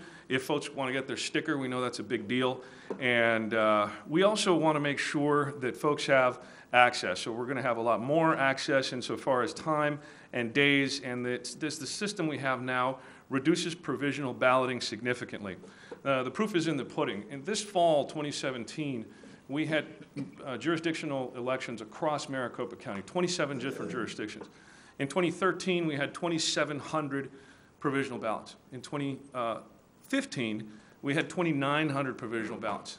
In 2017, because of our new check-in system and the technology that attaches us directly to the voter registration system, we had 44 provisional ballots.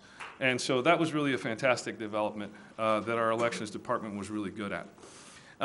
We know that there is an increase of participation, certainly a reduced cost, which is important. It's more secure, is recognized by IEEE. Signature verification is still used for, is still the standard and the best practice across the United States insofar as all election administrators are concerned, and it certainly improves the voter experience. Insofar as voter outreach, a lot of what we've done in moving towards getting folks more involved and more understanding of what the systems are about is we've created, first of all, a Citizens Academy. That's where we're taking folks and making deputy registrars. We're creating citizen boards for folks to come down and help us out to speed up the process in the first place, but to make sure we get more people involved. We also have a special elections board coordinator that will be coming on board. Excuse me. This is a new full-time position that we asked for the current budget that's actually, this one's actually starting, I think last month was when we started it. We're hiring on. Special election boards are a group of at least 2 folks of differing political parties who will go out and administer the ballot in person to a voter who is incapacitated for one reason or another and unable to physically complete the exercise of voting. And obviously, they still have to be able to decide for themselves, but this is always folks of different political parties, and they put everything into the envelopes. We take it back and we process them. We now have somebody full-time to coordinate that for our 2.5 million voters around Maricopa County. We've obviously improved a lot of our media outreach. As you may have seen last week in the paper, we had a nice little write-up about some of the other improvements that we've made, and that was on the heels of the Board of Supervisors unanimously getting us that $4 million we need to implement this new system for the fall. We've improved our communication with voters in a lot of different ways, some of which I'll show you, and we're getting out into the community. Now, for you all, we've got one deadline that just passed, and that's your voter registration deadline. That was yesterday, 29 days before Election Day, which is the rule in Arizona. And so, unfortunately, the timing didn't work out for this meeting to be able to get the word out too much, but we have been trying to push that out. Now, there's an asterisk at the April 25th ballots getting mailed out deadline. We want to make sure that we are operating with the best sort of lines drawn between elections. Now, unfortunately, nobody knew back when we were deciding, when you all were deciding when to have an election, nobody knew that there was going to be an opening in Congressional District 8, and we have a special election that actually ends next Tuesday. So next Wednesday, the 25th of April, is the day that the ballots will go out in the mail. So we've still got at least 3 weeks of that voting that will be going on, and there will be a ballot box available here at the Fountain Hills Town Hall for folks to come and turn their ballots in person. The folks coming to get that mail out of that, or those ballots, will be elections officials. May 9th is the last day to mail back ballots. So something for folks in the audience to help share with people.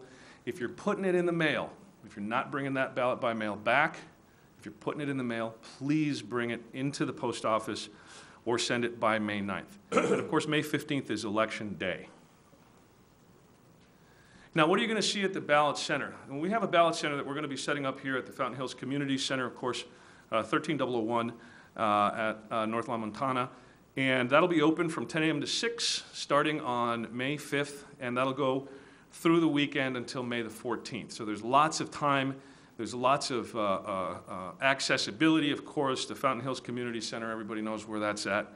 And the Election Day schedule, that same place will be open from 6 a.m. to 7 p.m. on Election Day, May the 15th. Now, because this is a ballot by mail, the precinct-based polling place rules that closed the polling places between Friday and Election Day Tuesday doesn't apply.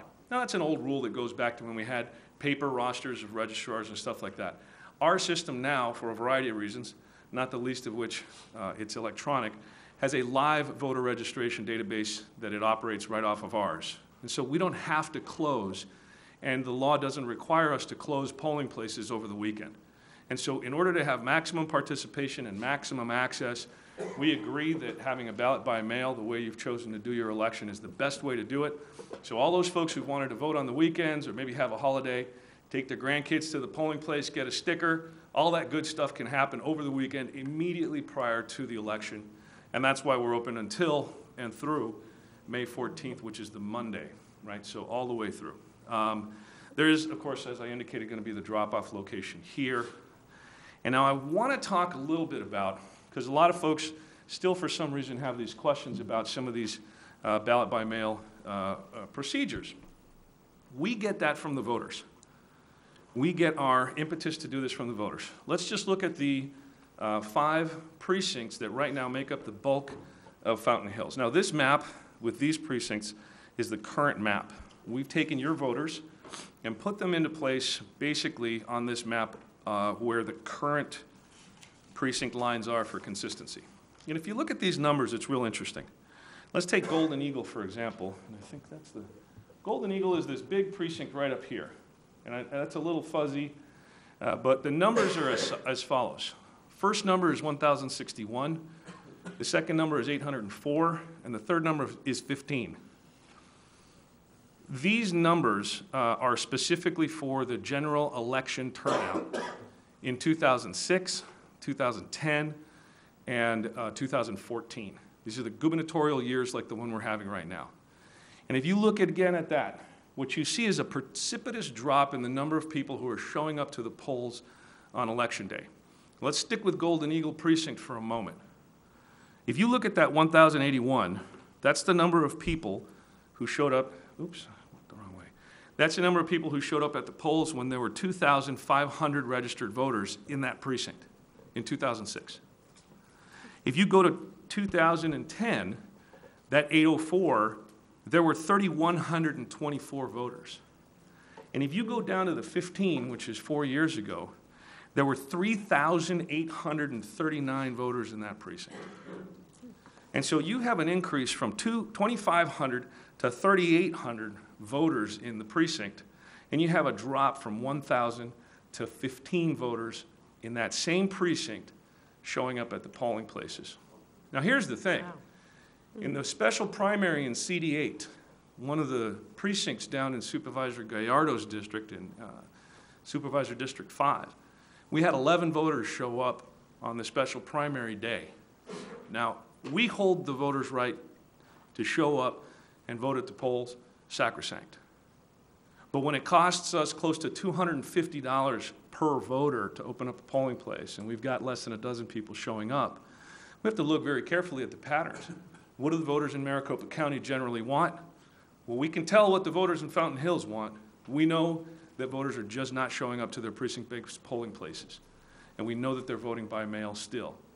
If you look at some of the other ones, Palisades Precinct had 765 show up to the polls in 2006, and 24 show up 4 years ago. Palisades Precinct had 1,783 voters.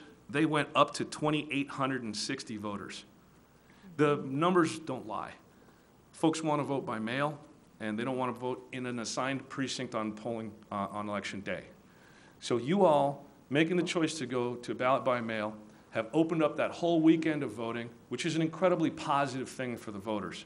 And so I thank you on behalf of the Elections Department for giving us the opportunity to serve the voters where the voters live, where they want to be, and the way that they want to vote. That's really important. And you're also doing everyone a big favor because you're saving the county a bunch of money. And I know your town clerk is glad that we're saving you all a bunch of money too. So right now I'd like to go ahead and turn it over for some questions, if you have any, regarding some of the technology or any of the other questions that you might have. Well, thank you for being here tonight. And I know that there are some people from your office who were here several months ago who had demonstration computers and were showing how accurate it is to vote on them and how secure it was. So I appreciate that they took the time and came out here for that, because I did take advantage of that to see if I could cheat on it and found out that I couldn't. So I was really glad to see that. I know everybody loves to vote by mail, and I would have to say that the only thing that people fear, and this is not on you, is the mail, is the U.S. Postal Service. Sure. Now, if Amazon delivered our ballots, I think we'd have 100%. Everybody would be really happy. But we do sometimes have an issue with our post office, and we get each other's mail, and mail doesn't arrive on time. So the only thing that I would say to people, that if ballots are mailed out on April 25th, don't wait if you haven't gotten it within that week to then see what's going on, because you would say you should get them within that time frame. Madam Mayor and members of the council, we've looked specifically at that issue and the concern that you have. And to that end, we've worked directly with the United States Postal Service, and as a matter of fact, we've got some folks at a national level working with them. Elections administrators across the country have really been concerned about the same issue. That we have two ways to look at that. Number one, we're not quite ready to launch yet because we're working directly with them on tracking of this mail. But we have a service where if you go to maricopa.vote, there's a button down towards the bottom of the page, and if you have your cell phone, you can get that right now. If you go to maricopa.vote, you can actually track your ballot via text message that's pushed to you or an email that's pushed to you. And so when you have an upcoming election, if you sign up for this service, and you go to maricopa.vote and you sign up on the bottom, you will know, first of all, we'll send you either an email or a text, or both. We'll push you the information when you've got a ballot, an election coming up. Then you'll get one that says when your ballot was mailed to you. Then you'll get another one that says your ballot was received and is ready for signature verification. That one is sometimes very quickly followed by one that says your ballot's been signature verified and is ready to be tabulated. And the reason that we're doing this, I'd like to say we came up with it, but we stole it from Denver. The reason we're doing this is because we want to make sure that some of that confidence that has been waning a little bit in our citizenry regarding the integrity of our elections gets built back up again. Yeah. We really care about that, and we want voters to be able to track this. Now, the sneak peek on the other part, hopefully we'll be in a place very soon where you can actually track that ballot through the postal system. So you'll know when it's coming, you'll know when it's in your mailbox, you'll know when it gets back to them, and then you'll know when it gets delivered to us as well. So we're looking at all kinds of ways of improving the confidence. Madam Mayor, it's very important to us, too. That sounds great, and I know we'll have that written up in our local newspaper, so that's great information for everybody to have. We hope to get there soon. Yeah. And if there are no other... Questions from the council? Councilman DePorter? Just a comment, I just want to thank you for coming out, and really, since you've taken office, the embracing of technology, new data, just has really been innovative, and I think it's showing in the numbers, in the new programs that you're bringing online. So thank you for coming out and presenting to us, and giving us these important dates so that we can continue to remind the community about returning those ballots as soon as possible. Thank you. Madam Mayor, council member, if I could briefly, we inherited an amazing team at the county recorder's office. We have folks that have been there for 20-plus years, and they're the ones, the backbone, whose experience and know-how and lessons learned have allowed them to redeem themselves. Really, I'm just kind of steering the ship. They're the ones that are rowing, and they're rowing really hard. And so they get as much, if not more, credit than I do. So thank you very much. Okay. Councilman Yates? Mr. Recorder, thank you very much for coming. Could you repeat those key dates and especially the website? I love the tracking idea. That kind of goes along with Amazon and everything else that's out there. Right, so I put them back up here. The ballots are going to get mailed out on April the 25th. That's the day after the special election that you'll hear a lot more about in the media So next Wednesday is when the ballots will be mailed out. Expect them a couple, 1, 2, 3 days afterwards. This is not a huge jurisdiction, but as you know, we have other jurisdictions voting as well, so those all got to go out. The last day to mail it back is May the 9th. Okay, so I'll repeat that. The last day to mail your ballot back is May the 9th, but you can still bring it in and drop it off right here at Fountain Hills Town Hall or at the Fountain Hills Community Center, where we'll have our ballot center set up. If you need a replacement ballot, if you mark your ballot incorrectly, or you got tore it, the dog ate it, whatever, you can come down to the community center. We'll print you a new one, custom for you. And then, of course, Election Day is May the 15th. Website is easy, maricopa.vote. Vote. Great. Councilman Magazine. Thank you very much for coming. A quick question. Given the relatively low number of voters compared to statewide, do you have any sense as to how long it would take to get the results? That's a great question, Madam Mayor and Council Member. I don't want to make any guarantees, but we've done pretty well so far. Tempe came back in 24 and a half hours? 24 hours and 20 minutes when we just did the city of Tempe alone. We've got 3 municipalities in this one, so the reporting is going to probably take just a little bit longer. We're excited about the idea that, and here's the thing, when we reduce the number of provisional ballots, we reduce the processing time for those, and so reporting becomes more quick. When we have more people involved in our in our citizen boards, separating those ballots in those envelopes, processing times go down.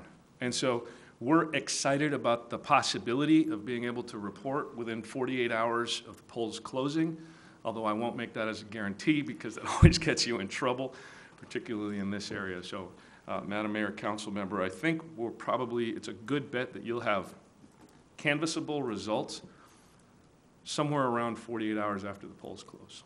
That's our hope. Okay. Any other questions? No? All right. Well, thank you very much for coming again. We appreciate you taking the time. And all of this information is very valuable to us, and we will make sure that it gets out to everyone. And I think we're going to score a good one for this election. Madam Mayor, Council Member, I'm very happy to work with Bev over here. She's amazing, and I thank you for the opportunity to come and speak. Have a great evening. Thank you. Thank you.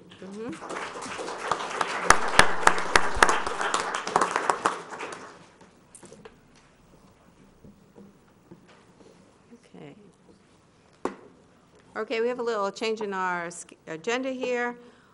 We have a report, which we are going to do right now. It's a report from Fire Chief Dave Ott on behalf of the town manager regarding the location and response times for Fire Station Number 2.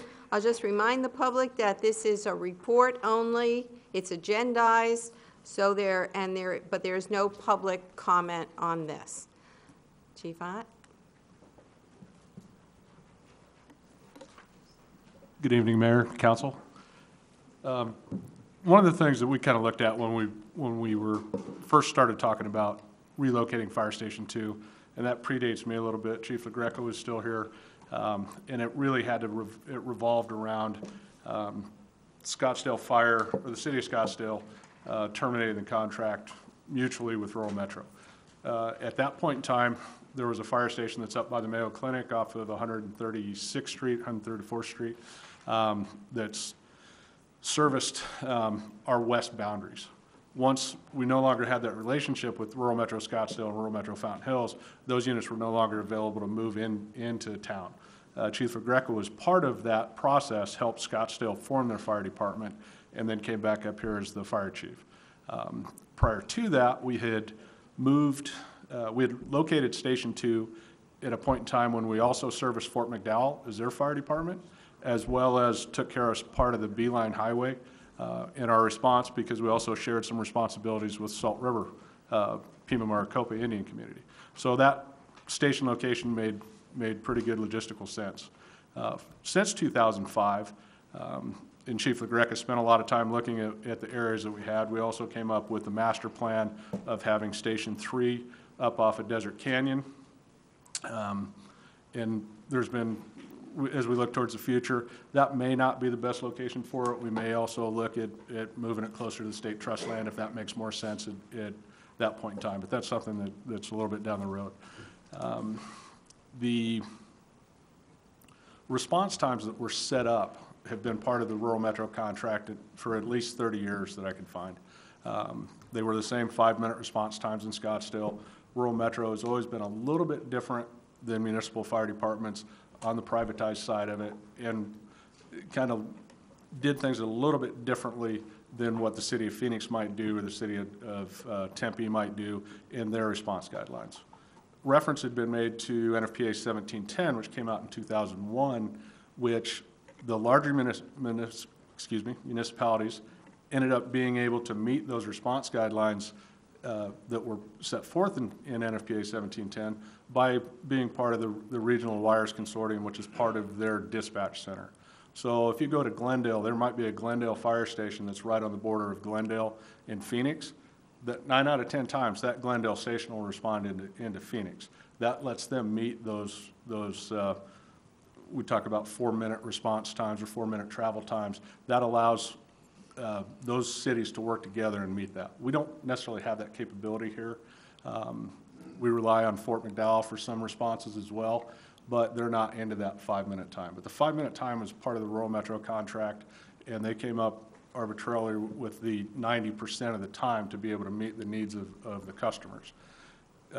Coincidentally, in NFP 1710, when that came out with a 4-minute response time, it also had a 90% criteria to it. So I think way back when rural put the contract in, when they formed 1710, they kind of looked at some of the response guidelines that rural might have had and helped them formulate that, even though we can't make the 4-minute response times. There are other components of 1710 that we do meet. There's a wellness component that also helped set up what we refer to as the Fire Department OSHA, which is another NFPA standard. And it also sets some incident command criteria, and we also meet that part of it. Currently at Station 2, we only meet the response time 80% of the time and not the 90%. With the new station location, we'll be able to cover all of the west part of town, all the way up to the Scottsdale border. And the only area now that we have that will be an over 5-minute response time is the area to the northwest, including Eagles Nest and that far part up off of Boulder and Centipede, and basically in that area. The future station would also help take care of that and help us meet that, where we would only have 5-minute response times in town. So those are things that we're looking for, the long-range planning on it. Part of the 1710 reference also has a medical component to it. So in Chief Greco's foresight, he relocated an ambulance up into the Fry's Center, which helped us meet our 5-minute response time. However, that ambulance is not dedicated to Fountain Hills. We may have multiple calls where the ambulance could be out of town. It is an AMR, which is the parent company of Rural Metro. It is their ambulance. It could move up to another response area for Rural Metro. So that's not always there. That doesn't stop our clock as it would if with the new station being relocated up there. So are there any other questions on the response? Questions from council? Any questions from council? No? Okay. Well, thank you for that report. We really appreciate you clarifying all that. And I know that I speak for this council when I say that we want this community to be safe, and we want those response times to be as short as possible for ambulance and fire. So thank you. Thank you very much. As well, Mayor.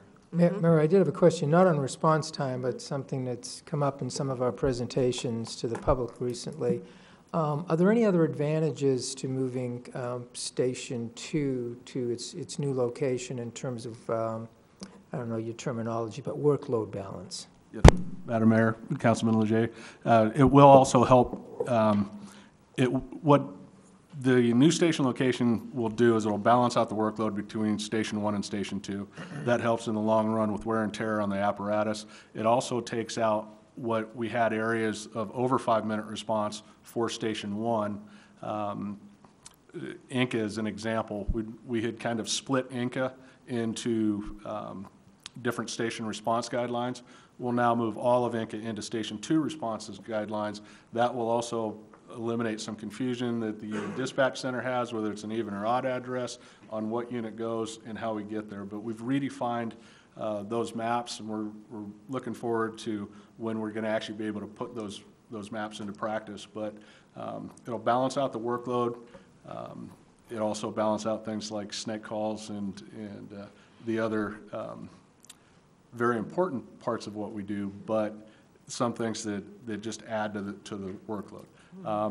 We're really thinking that it's going to get closer to where I think we'll have about a 60, 65, 40, 35 split on the call volume. We have a little bit more calls generated down here. We have probably the aggregate of the above 55 residents, 55-year-old residents, more in the older part of town as well. So we're anxious to see how that works out. We might end up tweaking those response guidelines once we end up seeing what actually works and what works best. But. Thank you. Great, thank you, Chief. Okay, thanks very much. All right, we'll go on to our call to the public. Just a reminder, this is anything that is not on the agenda for today. First up? Mayor, we have 8 cards. Colton Coltrap, followed by John McHugh. All right, come right up. Identify yourself. Hi, I'm Colton Coltrap. I'm here with Mayor's Youth Council. This is actually a small representative of us. We have 23 members total, and we're all within the Fountain Hills school system. So what Mayor's Youth Council does is we learn how government works on a local and state level. For local, we have, honestly, many of you have come and spoke to us on just your everyday jobs, how local government is run, because we don't learn that in school. They just kind of tell us, like, yeah, it's run, don't worry about it. And yeah, I mean, and we also work hand in hand with Parks and Rec. That's truly humbling for most of us. It's just kind of like, oh, we see a flyer, like, oh, let's just meet there. You know, turkey trots on Thanksgiving, sweet. But it is so much work to plan an event, and you don't realize that. You have to get so many permits and so many things. So it's honestly really cool seeing how that is actually run. And on a state level, we get Senator Kavanaugh, who I'm sure you guys all know. He opens up the Capitol, well, not the whole Capitol, but parts of the Capitol to us, and we get to see how bills are actually moved and how many roadblocks there are for bills, and we get to sit down in filibusters, which I'm sure sounds terrible to you guys, but it's really fun for us to see, like, debates going back and forth that we never really get to experience in school. But ultimately, Mayor's Youth Council is all about community service. We're here to make this town a better place, and because we live in it and we want it to be. So we have 2 major events a year: Adopt a Street, which is 2 days out of the month, or kind of randomly, but twice a month. We go down to the road by CVS and we just clean it. It's super simple, no one's really there, but we just want our town to be presentable for when people drive through. We want them to say, this is a town that we want to stay in. We also do Make a Difference Day, which is an amazing experience. It's just people that need help, from painting their house to cleaning up yard work. It's truly, truly fun. I know it doesn't sound great working at like 6 a.m. in the morning, but when you have a group of people like this, when normally there's 23 of us, it's fun. And we're just here to really see how local government works, because we don't really get to actually learn that in school. So, do you guys have any questions? Or? We can't ask you anything. Oh, okay. Well, thank you for, yeah, never mind. thank you for presenting. Thank you for having me. And thank you all for coming. Yay.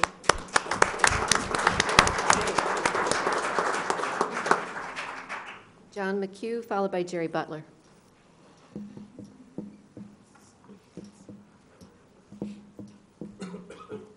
Thank you, Mayor and council members, for this opportunity. My name is John McHugh. I'm a resident of Fountain Hills.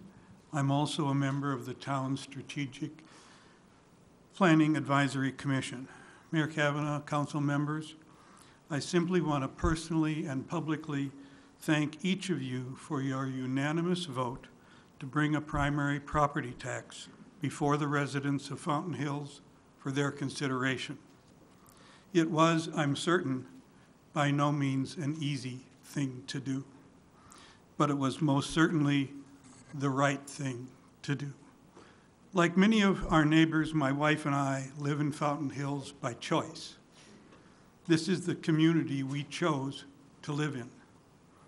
In my experience, communities succeed or fail to the degree that at any given moment, the members of that community are willing to put the community's common good just ever so slightly ahead of their own individual desires. And whether we like it or not, just such a moment has come to our town of Fountain Hills.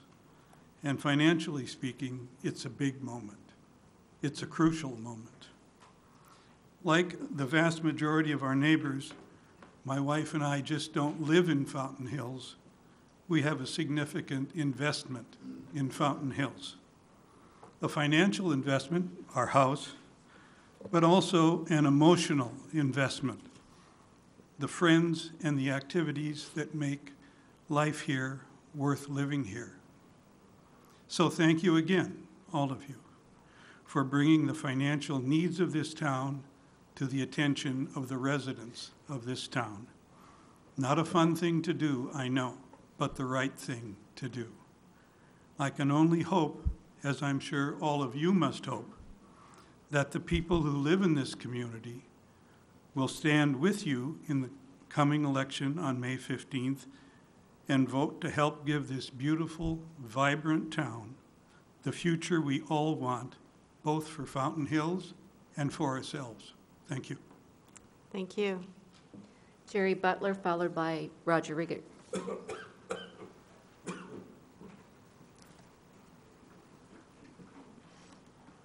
Hey, you guys ought to stick around for this. I think they're hungry. Thank you, Mayor and council members. My name is Jerry Butler. I'm a full-time resident of Fountain Hills and have been for 19 years. And as a result of this time, I have seen our community in its heyday, and now, unfortunately, I'm witnessing it as it goes into some financial struggles. I want to thank you, as John just did, for giving voters a chance to make a decision on resolving our financial difficulties. Personally speaking, I know fully well how we got to this point. I've done a lot of research. For those of you who do not know me, my professional background is that of an engineer, and as a retired engineer, right or wrong, engineers always use numbers to base their comments. And what I'm about to say tonight is no exception, except I'm not going to bore you with many. Suffice to say, I have done my homework. My reason for standing here is twofold. One, to challenge the undecided voters to be a part of the solution. Two, to encourage each of you to convince your friends that there are some serious consequences to the suggestions being now voiced by naysayers. First of all, I've heard many things come from those who are not approving the property tax. One, it's too much. Lately, it's not needed at all. And we just heard from our street representative who says, oh, yes, it is. I think the naysayers are basing their opinions on some very narrow-sighted, misguided vision. And I suggest that they would go online to visionfountainhills.org and check out the results of a survey that was done with 2,000 residents responding. Second, the consequences are, if the tax is not approved, then fees will need to be increased or services cut. Or should it be necessary to take the tax issue to the voters again in a few years, but for a lesser amount, the numbers I have come up with indicate voters could end up paying 65% more just 5 years from now. History has shown that since the last time a property tax was considered, the tax now has increased 55%. And if it's not approved this time, it could be over double that in the coming future. And the reason for it is, some people say, well, what's the reason for this? It's because deterioration of our assets follows an exponential curve. We saw it demonstrated tonight, and ignoring maintenance simply compounds our costs. Personally speaking, I believe the time for the inevitable property tax is now, and $7 million is the right number. I plan to vote yes, and thank you for this opportunity to share these words with you. Thank you. Next. Roger Riggert, followed by Walt Franklin.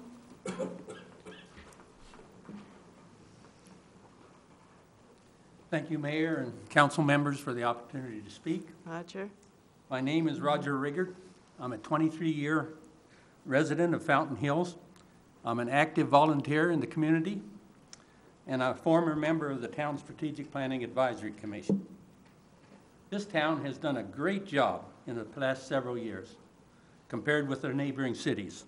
It has the lowest number of employees per capita 68% less than Mesa, and 116% less than Scottsdale. It has a low spending rate of $709 per capita, 16% less than Mesa, and 72% less than Scottsdale. Despite this excellent performance, Fountain Hills is at a tipping point. The tipping point, John referred to it as a crucial moment, however you want to say it, because revenues are not adequate to cover expenses. Which way will the tip go? A no vote for the proposed primary property tax will cause you to take actions that you or we won't like because you will have no other choice. On the other hand, a yes vote will be an investment into the future. Improved streets, and we heard that story about the streets tonight, better town services, and excellent fire and police protection will increase homeowners' property values, not decrease them as a no vote would. This citizen will vote a resounding yes. Thank you. Walt Franklin, followed by Barbara Hanson.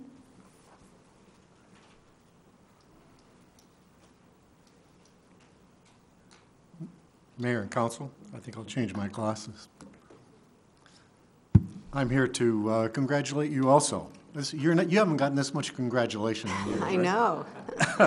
Mayor and Council, because you voted unanimously to put the ballot, to bring the issue to the ballot, I know I'm preaching to the choir if I stand before you in support of the proposed property tax that will be on the ballot at the end of this month.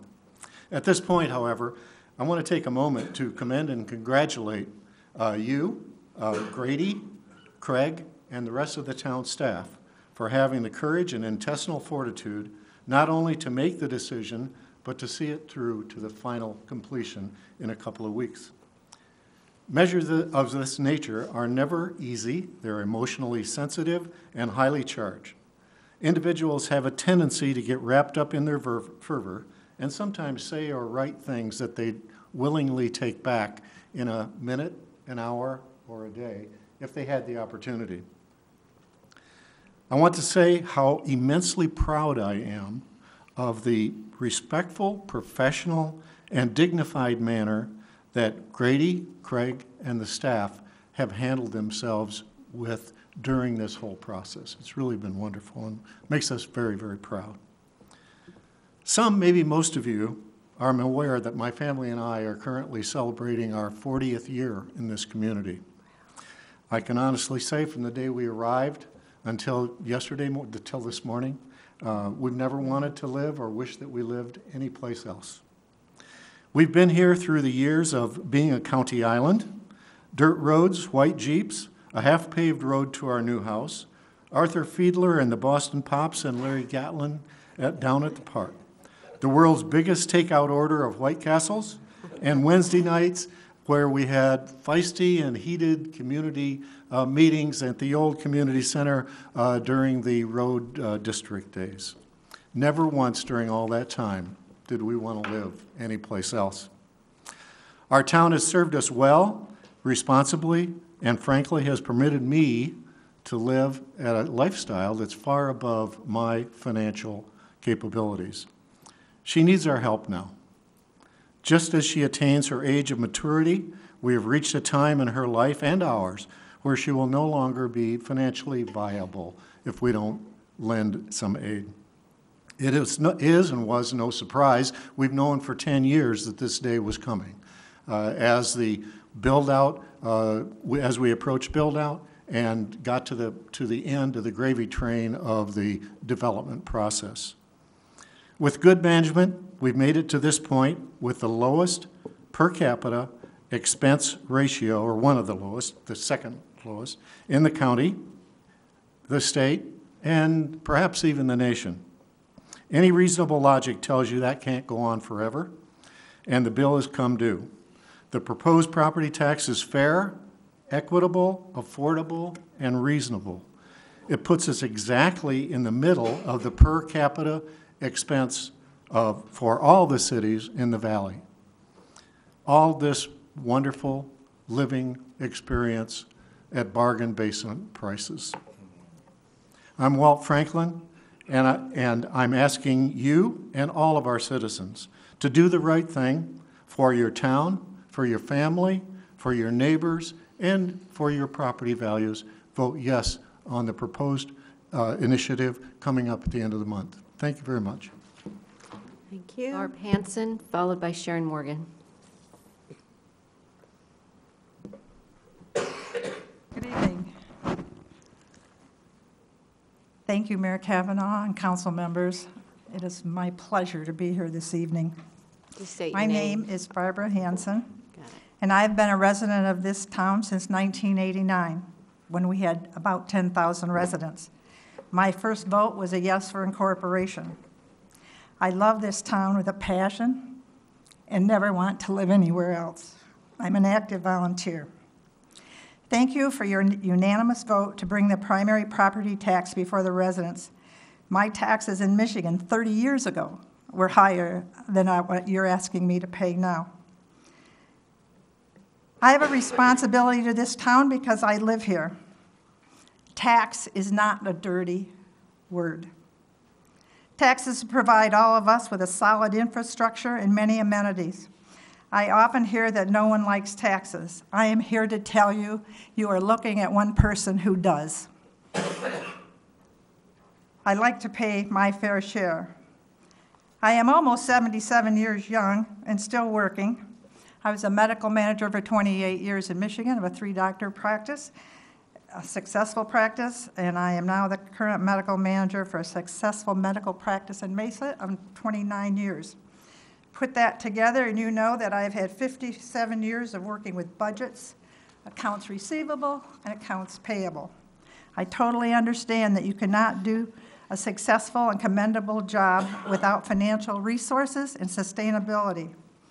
I will never be convinced that a person in this town runs for a seat on the town council to bring harm to the town. And they certainly don't run for the money. You spend more time than any of us to do the right thing. Your decisions are not always what I think, but I realize that you have more information than I do, and I believe that you each have integrity to put the best interests of the town before yourself. Yes, I do trust you, and I thank you for your service. I have studied the information and attended the meetings to be an informed voter. I truly believe we exhausted our sustainable funds. Floating bonds just leaves us in a limbo, and they cannot be used for ongoing maintenance and repairs for our roads. They cannot pay for police and fire protection. I want stability, and I think you want stability. As a responsible homeowner, I take care of my home and property. As a responsible business manager, I take care of my business. And as a responsible resident of this community, I am proud and privileged to vote yes for the primary property tax. I wish to be a part of the solution and not a part of the problem. Thank you. Thank you. Next. Sharon Morgan, and the last speaker is Bob Shellstrom.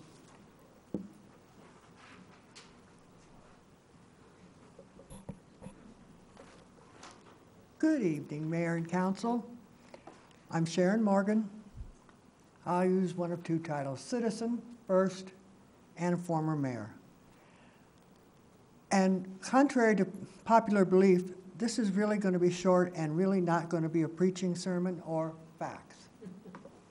Please allow me to share a few of my favorite things about Fountain Hills. Knowing that MCSO and Rural Metro will be there for me if needed. Seeing our fountain turn green on St. Patty's Day. Knowing if I have a question or concern, I can count on staff at Town Hall for the answers or solution. Before you mark your ballots, please, please get the facts from those in the know, not hearsay, or in the sports vernacular, the armchair or sideline coaches who think they know more than the professionals in that particular sport.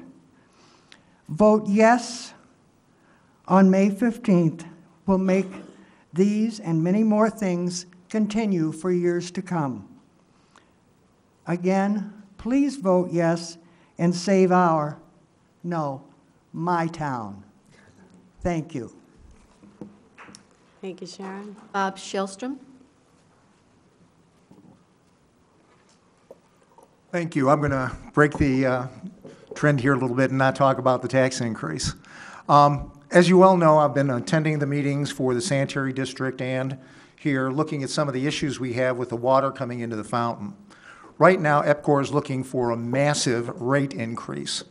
And as an engineer, I look for a root cause of a problem rather than just take a look at some of the side issues. They'll deal with it. Now, our root problem with our water here in Fountain Hills is that we're getting highly mineralized water from EPCOR. What happens there is it goes into the homes. It calcifies our piping, causing a great deal of plumbing problems. People need to put in water softener in order to take care of this heavily mineralized water from EPCOR. And then that goes into our sanitary system. Salinated. Our sanitary district does not have the means to be able to remove that salination, so it's put into our lake and has caused massive problems with us using that lake water for irrigation and other purposes. It's quite clear our problem is the water we're getting from EPCOR. I understand Corporation Counsel for the state of Arizona can deal with this issue, and I would really hope to see leadership from this council and mayor working on EPCOR, who I think it's a 32% rate increase they're looking for right now, if I'm not mistaken, to take care of this problem for us because it's causing massive losses for the city or town of Fountain Hills. And that's what leadership's about, folks. This is the time to get this resolved. And it should be at their expense, not ours, particularly with this rate increase going through. Thank you very much. Okay, thank you. Anyone else? Okay, then we'll go on to our consent agenda is next. We have 2 items as listed. I'm looking for a, let's see, motion to accept. Mayor, so moved. And a second. And we need a roll call on this. Councilmember DePorter? Aye. Councilmember Magazine? Aye. Councilmember Leger? Aye. Councilmember Toles? Aye. Councilmember Yates? Aye. Vice Mayor Brown? Aye. And Mayor Kavanaugh. Aye. Mayor 7-0. Regular agenda, consideration of naming the easternmost area of the Avenue of the Fountains Plaza, adjacent to Saguaro Boulevard, the Sharon Morgan Plaza. Grady? Yes, thank you, Mayor. Mayor and Council, you recall that we had a recent work session on our policy governing naming rights for town facilities. And our Community Services Director came up with a great proposal, which basically allowed us to continue to maintain the policy as written as it relates to the Avenue of the Fountains for this particular item tonight. So I'm going to go ahead and turn it over to Ms. Goodwin, who will give you an overview and a report back. Thank you, Grady. Mayor and Council, this is a follow-up to an item that we've had a couple of different discussions on. This is our formal step forward to recommend the naming of the easternmost plaza area on the Avenue of the Fountains after our former mayor, Sharon Morgan. This is a follow-up to our work session where we studied the idea of having 6 identified areas along the avenue for potential naming. This would be the first of the potential 6. With approval of this tonight, we'll move forward with this idea and install the new plaque and the commemorative item there. We'll move forward with that with the idea that we will do a formal dedication once that's installed with Sharon and dignitaries and things like that to have a formal dedication process. If there's any questions about moving forward, please let me know. Otherwise, I'm looking for your feedback on that. Okay, questions? No. Councilman Yates? Thank you, Mayor. Thanks for taking us through this process. I know that you did a lot, and this turned out to be tremendous. The plaque, will we get to see it before the dedication, or is this in any way, shape, or form part of the art project, or I had the opportunity to meet with Sharon today. We kind of took a look at the area, what her vision was for that space, what we thought would be the most appropriate, and really what we'd like to do is standardize it so that any future naming in the subsequent 5 plazas will have a similar look and feel, so that we standardize the process. So this would be the first. I have no problem getting a sample back to whether it be Grady or to the council level to take a look at it before moving forward, if that's what we'd like to do. And I'm not asking for that, but just want to know what the process is. Thank you. Councilman Magazine? I know it's going to be a very close vote, and I'm wondering if Sharon might want to say a few words before we actually vote to convince us. Oh, my God. Is that all right, Mayor? Sharon, do you have anything to add? That's fine. Come up, Sharon. Mayor Morgan? My only thing that I would add is, thank you. It's an honor to be honored. But my one saddest regret will be that my chief volunteer will watch from above. Thank you. Anyone else? And I just want to thank Vice Mayor Brown, because he came up with this idea when we first brought this forward, and I think it's a great idea to partition up the avenue into the 6 plazas. Anything else? Okay, then any speaker cards? Mayor, we have one card, Bob Shellstrom.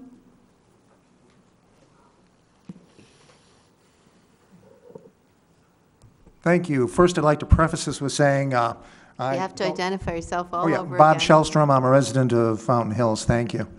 I have nothing against former Mayor Morgan, and from everything I've read, even though I wasn't here when she was mayor, she did a fine job of public service here.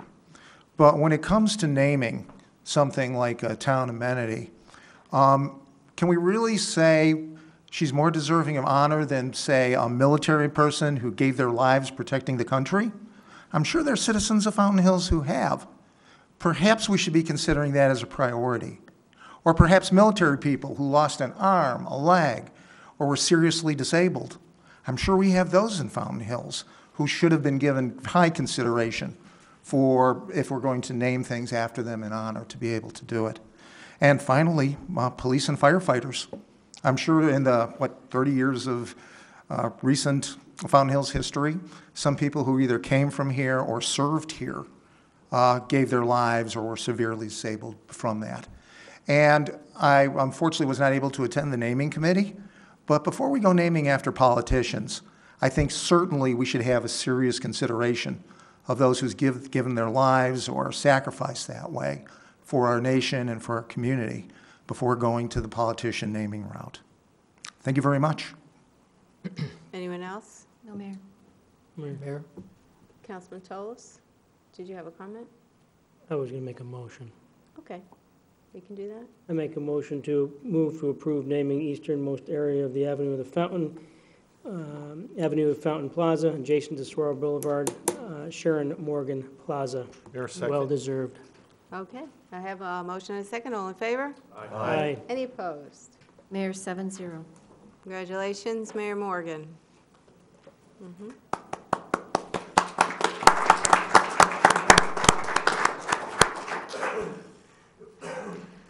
Consideration of 2 Prop 202 grant application requests by the Tourism Division to be submitted to the Fort McDowell Yavapai Nation in the amount of $10,000 and the Salt River Pima, it's actually Salt River Pima Maricopa Indian Community in the amount of $45,000. Rachel? Madam Mayor, Council, this is in following with our grant policy. We are coming to the Council for approval for application for these Prop 202 grants. It is an annual application process that we do each year for our tourism funding. We have been fortunate enough to receive some funding from both of these entities. We received funding from Fort McDowell during the 2016 year, and then we've also been granted funding from the Salt River Pima Maricopa Indian community over the last several years. So we've garnered more than $100,000 in grant monies through them, and we'd like to continue that process. So we're looking for your approval to put those applications in. Okay. Speaker cards? No, Mayor. Comments or questions? Madam Mayor? Councilman Yates? What's the match on this, or is this 100%? There is no match for this. This is Excellent. direct funding. Thank you. Okay. Motion? Move to approve. Second? All in favor? Aye. Any opposed? Mayor, 7-0. Is that quick enough for you? Yes. Consideration of a grant application request by the Parks Division to apply for the Compan Playground Matching Funds Grant, $50,000. Yes, so this, again, is also in accordance with our grant policy. We would like to put in for a $50,000 grant through Compan Playgrounds. This is a national company. They issue 5 grants annually. This is the manufacturer of the playground equipment that we just recently installed over at the Golden Eagle Park. It's received great feedback, so we would like to look into this grant opportunity to help fund the Four Peaks improvements, the Four Peaks Parks improvements that we've identified in our capital improvement projects. Okay. Any speaker cards? No, Mayor. Council discussion? Motion? Move to approve. Second. All in favor? Aye. Any opposed? Mayor, 7-0. Consideration of a Prop 202 grant application request by the Economic Development Department to be submitted to the Fort McDowell Yavapai Nation in the amount of $10,000. And that would be Scott.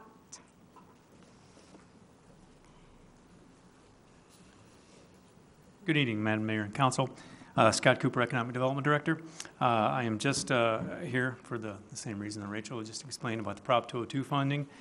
Grant application request from Fort McDowell Yavapai Nation in the amount of $10,000 for a specified marketing project of a new economic development website. Just seeking your approval. Okay. Speaker cards? No cards.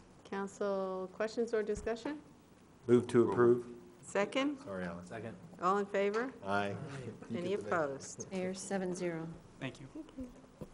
Consideration of the Third Amendment to Contract C2016-128 with Guther Electrical LLC to increase the amount from $120,998 to $135,998 for electrical services.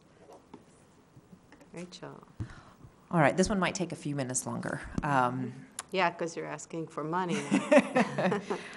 Essentially, Gave you 80,000. well, we're going to ask for it. I don't know if we'll get it. But this is an extension of a contract. So we have a contract in place with Geither Electrical.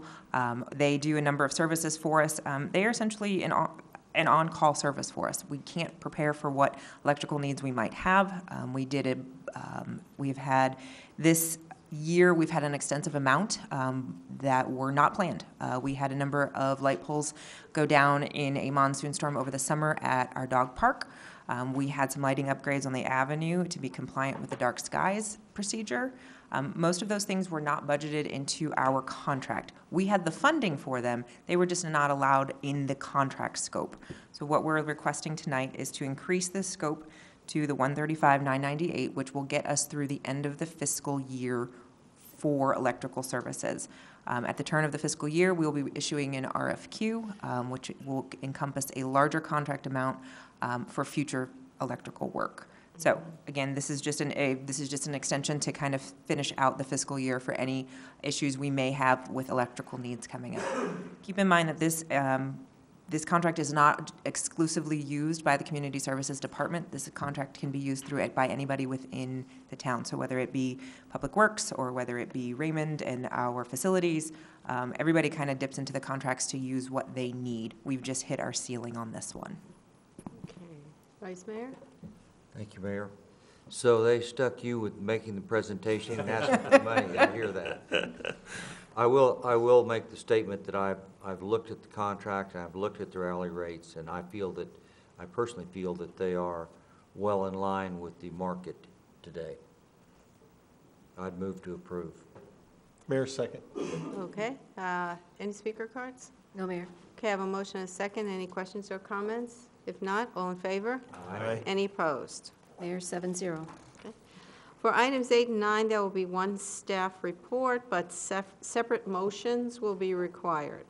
Consideration of Resolution 2018-25 declaring as a public record that certain document filed with the town clerk and entitled Article 6-2 Rabies Animal Control Leash Law.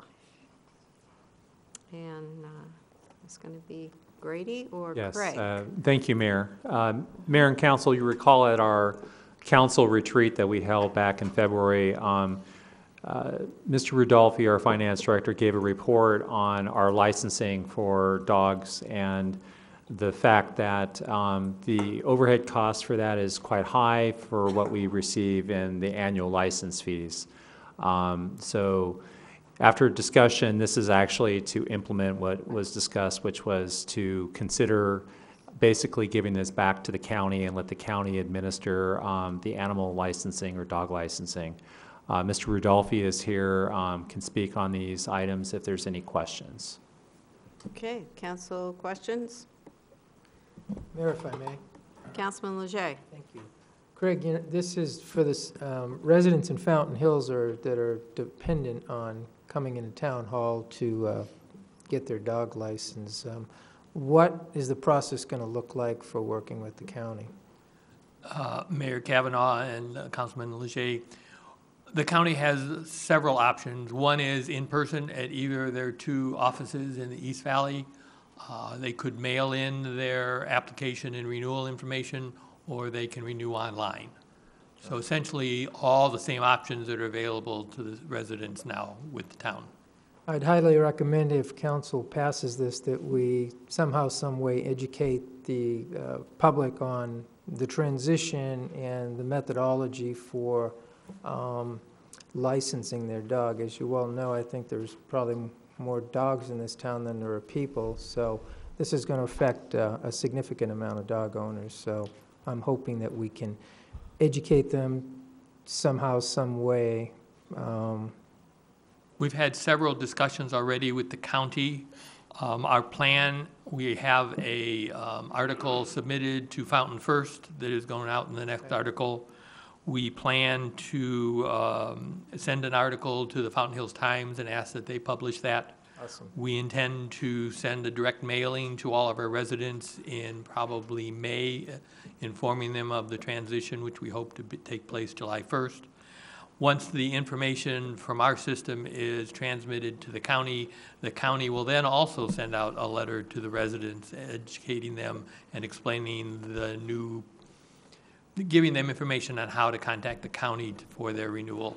Okay. And then Craig, if I may, just from what I understand, for trying to make this as seamless as possible for our residents, we've asked to see if the county can possibly continue to maintain the dates that we have on the renewal dates for our residents, and has that been something that they are open to keeping with? They will honor our current expiration dates and not require a new licensing period. They will just follow our expiration and notify the residents in advance of when that time comes up.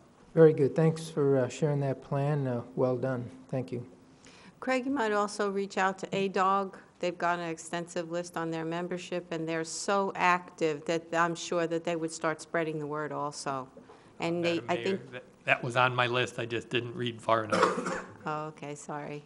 You didn't get to it. I know they've got they send out newsletters too, even the people who have cats get And we their also newsletter. understand that there is a website called Lost Dogs that we Yes. plan to notify also. Facebook, yeah. And then that's on another way. our own website, where we currently have animal licensing, we'll provide links and information to the county. Okay. All right, speaker cards? No, Did Mayor. I ask? No? Okay, then look for a motion. So moved. Second? Second. All in favor? Mayor, Okay. 7-0. And then consideration of ordinance 18-05, amending Town Code, Chapter 6, Animals by amending and restating Article 6-2, Rabies Animal Control Leash Law, and declaring an emergency. Council discussion? Speaker cards? No cards. All in favor of the motion if somebody makes it? So moved. Second? Okay, all in favor? Any opposed? Mayor, 7-0. All right, we are up to number 10, consideration of ordinance 18-06, amending the Fountain Hills Town Code, Chapter 12, prohibiting texting while driving within the town of Fountain Hills. Grady. Thank you, Mayor. Good, this is mine. Yes, we had a request from the mayor for us to look into this particular matter, which is really, as you're aware, a big safety issue for our residents and visitors. And a number of communities, not only in Maricopa County, but across the country, have similar ordinances which basically prohibit texting while driving. I'm going to go ahead and turn it over to our town attorney, who can go ahead and provide an overview of what this ordinance entails, and hopefully he can answer any questions the mayor and council may have. With that, I'll turn it over to Mitesh. Thank you, Grady. Mayor, members of the council, the ordinance as we've drafted it, as Grady said, prohibits just texting while driving or operating a motor vehicle or bicycle. It leaves free using your device for voice communications. So we've written it broadly enough that it's limited to interpersonal written communication, so that would pick up emails, text, IM messages on iPhones, so any sort of manual manipulation of a device to create a written message. It exempts hands-free devices, therefore, that are built into the car or mounted to the vehicle that are operated based off of voice. So you can still talk to your phone if it's one of the ones that you can say, you know, text so-and-so and send a text message through the voice system. But it's limited to just the manual operation of the phone with your hands. Questions? Councilman DePorter? So would this actually be triggered, and this may be a law enforcement question, but when if they saw someone in their car like this, they can get pulled over for that? Correct. Okay, so that's once it's in your hand, you're looking down.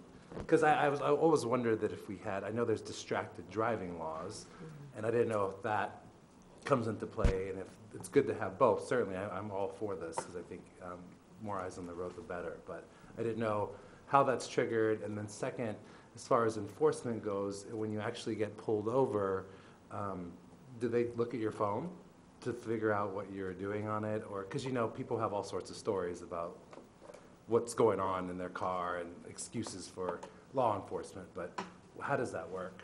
Yep, if someone is to, Mayor, council members, if one's to get pulled over, there are exceptions. So, you know, if they're inquired, and if there are exceptions if they're talking to emergency services, their hospital, their doctor.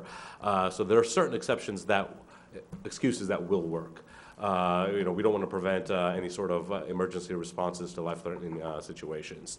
Otherwise, yes, you know, it's going to require, you know, an explanation of why the handheld phone was visible to the police officer while they were being pulled over. But just to clarify, someone could be talking on the phone. Correct. This is nothing to do with talking on the phone. No, this is not an I don't want to scare people to all-out think they ban, can't use their phones. Okay, because I know that this was tried at the state level. Senator Kavanaugh had a bill a couple of years back, and it started out with no texting, and then people started to add more stuff onto it, and after a while, you basically had to lock your phone in the glove compartment and couldn't touch it. And of course, then that didn't pass because it was so much. But I think, you know, when we see pictures on Facebook of somebody driving with their knees and they're like this, I mean, that's the kind of thing that we really need to stop, because that takes people's minds completely off the road. And then somebody says something, and that's another distraction as they're reading. So just, Yeah, that's Mayor, what members I'm of the aiming council. at. Correct. You know, we looked at a number of ordinances and rules that have been passed by different municipalities. You know, Arizona is, I think, number 48 on the list of the 50 states that don't yet, you know, 2 states that don't have texting bans at a statewide level. So we are trying to catch up here.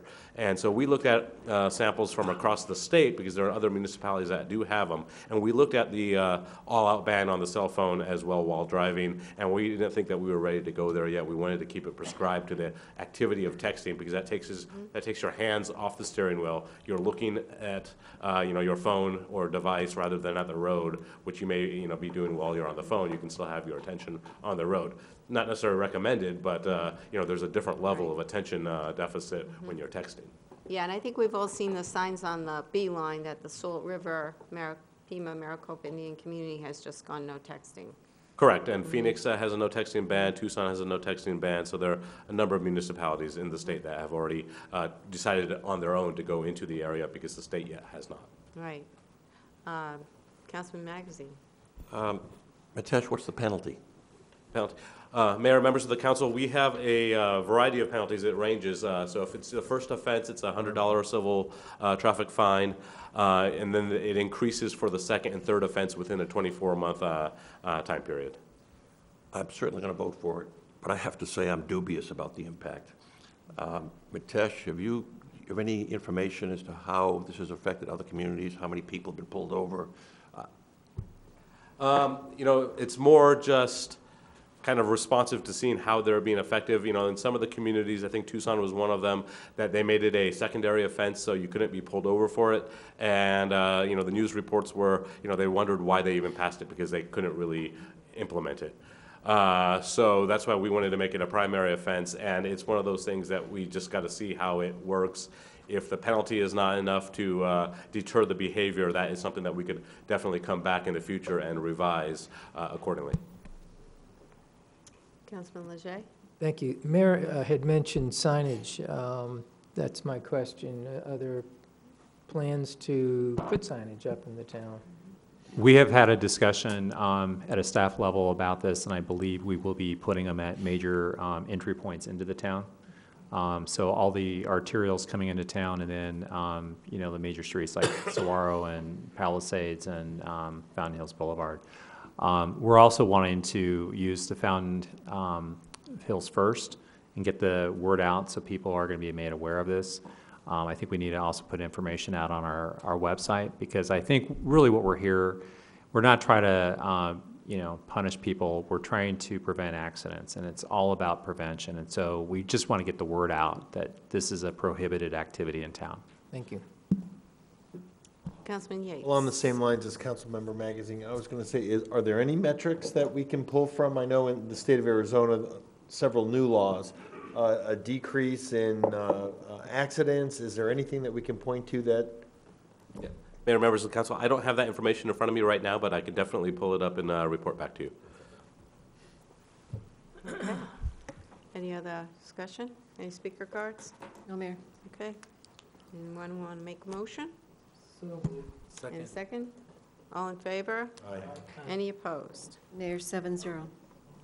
Thank you.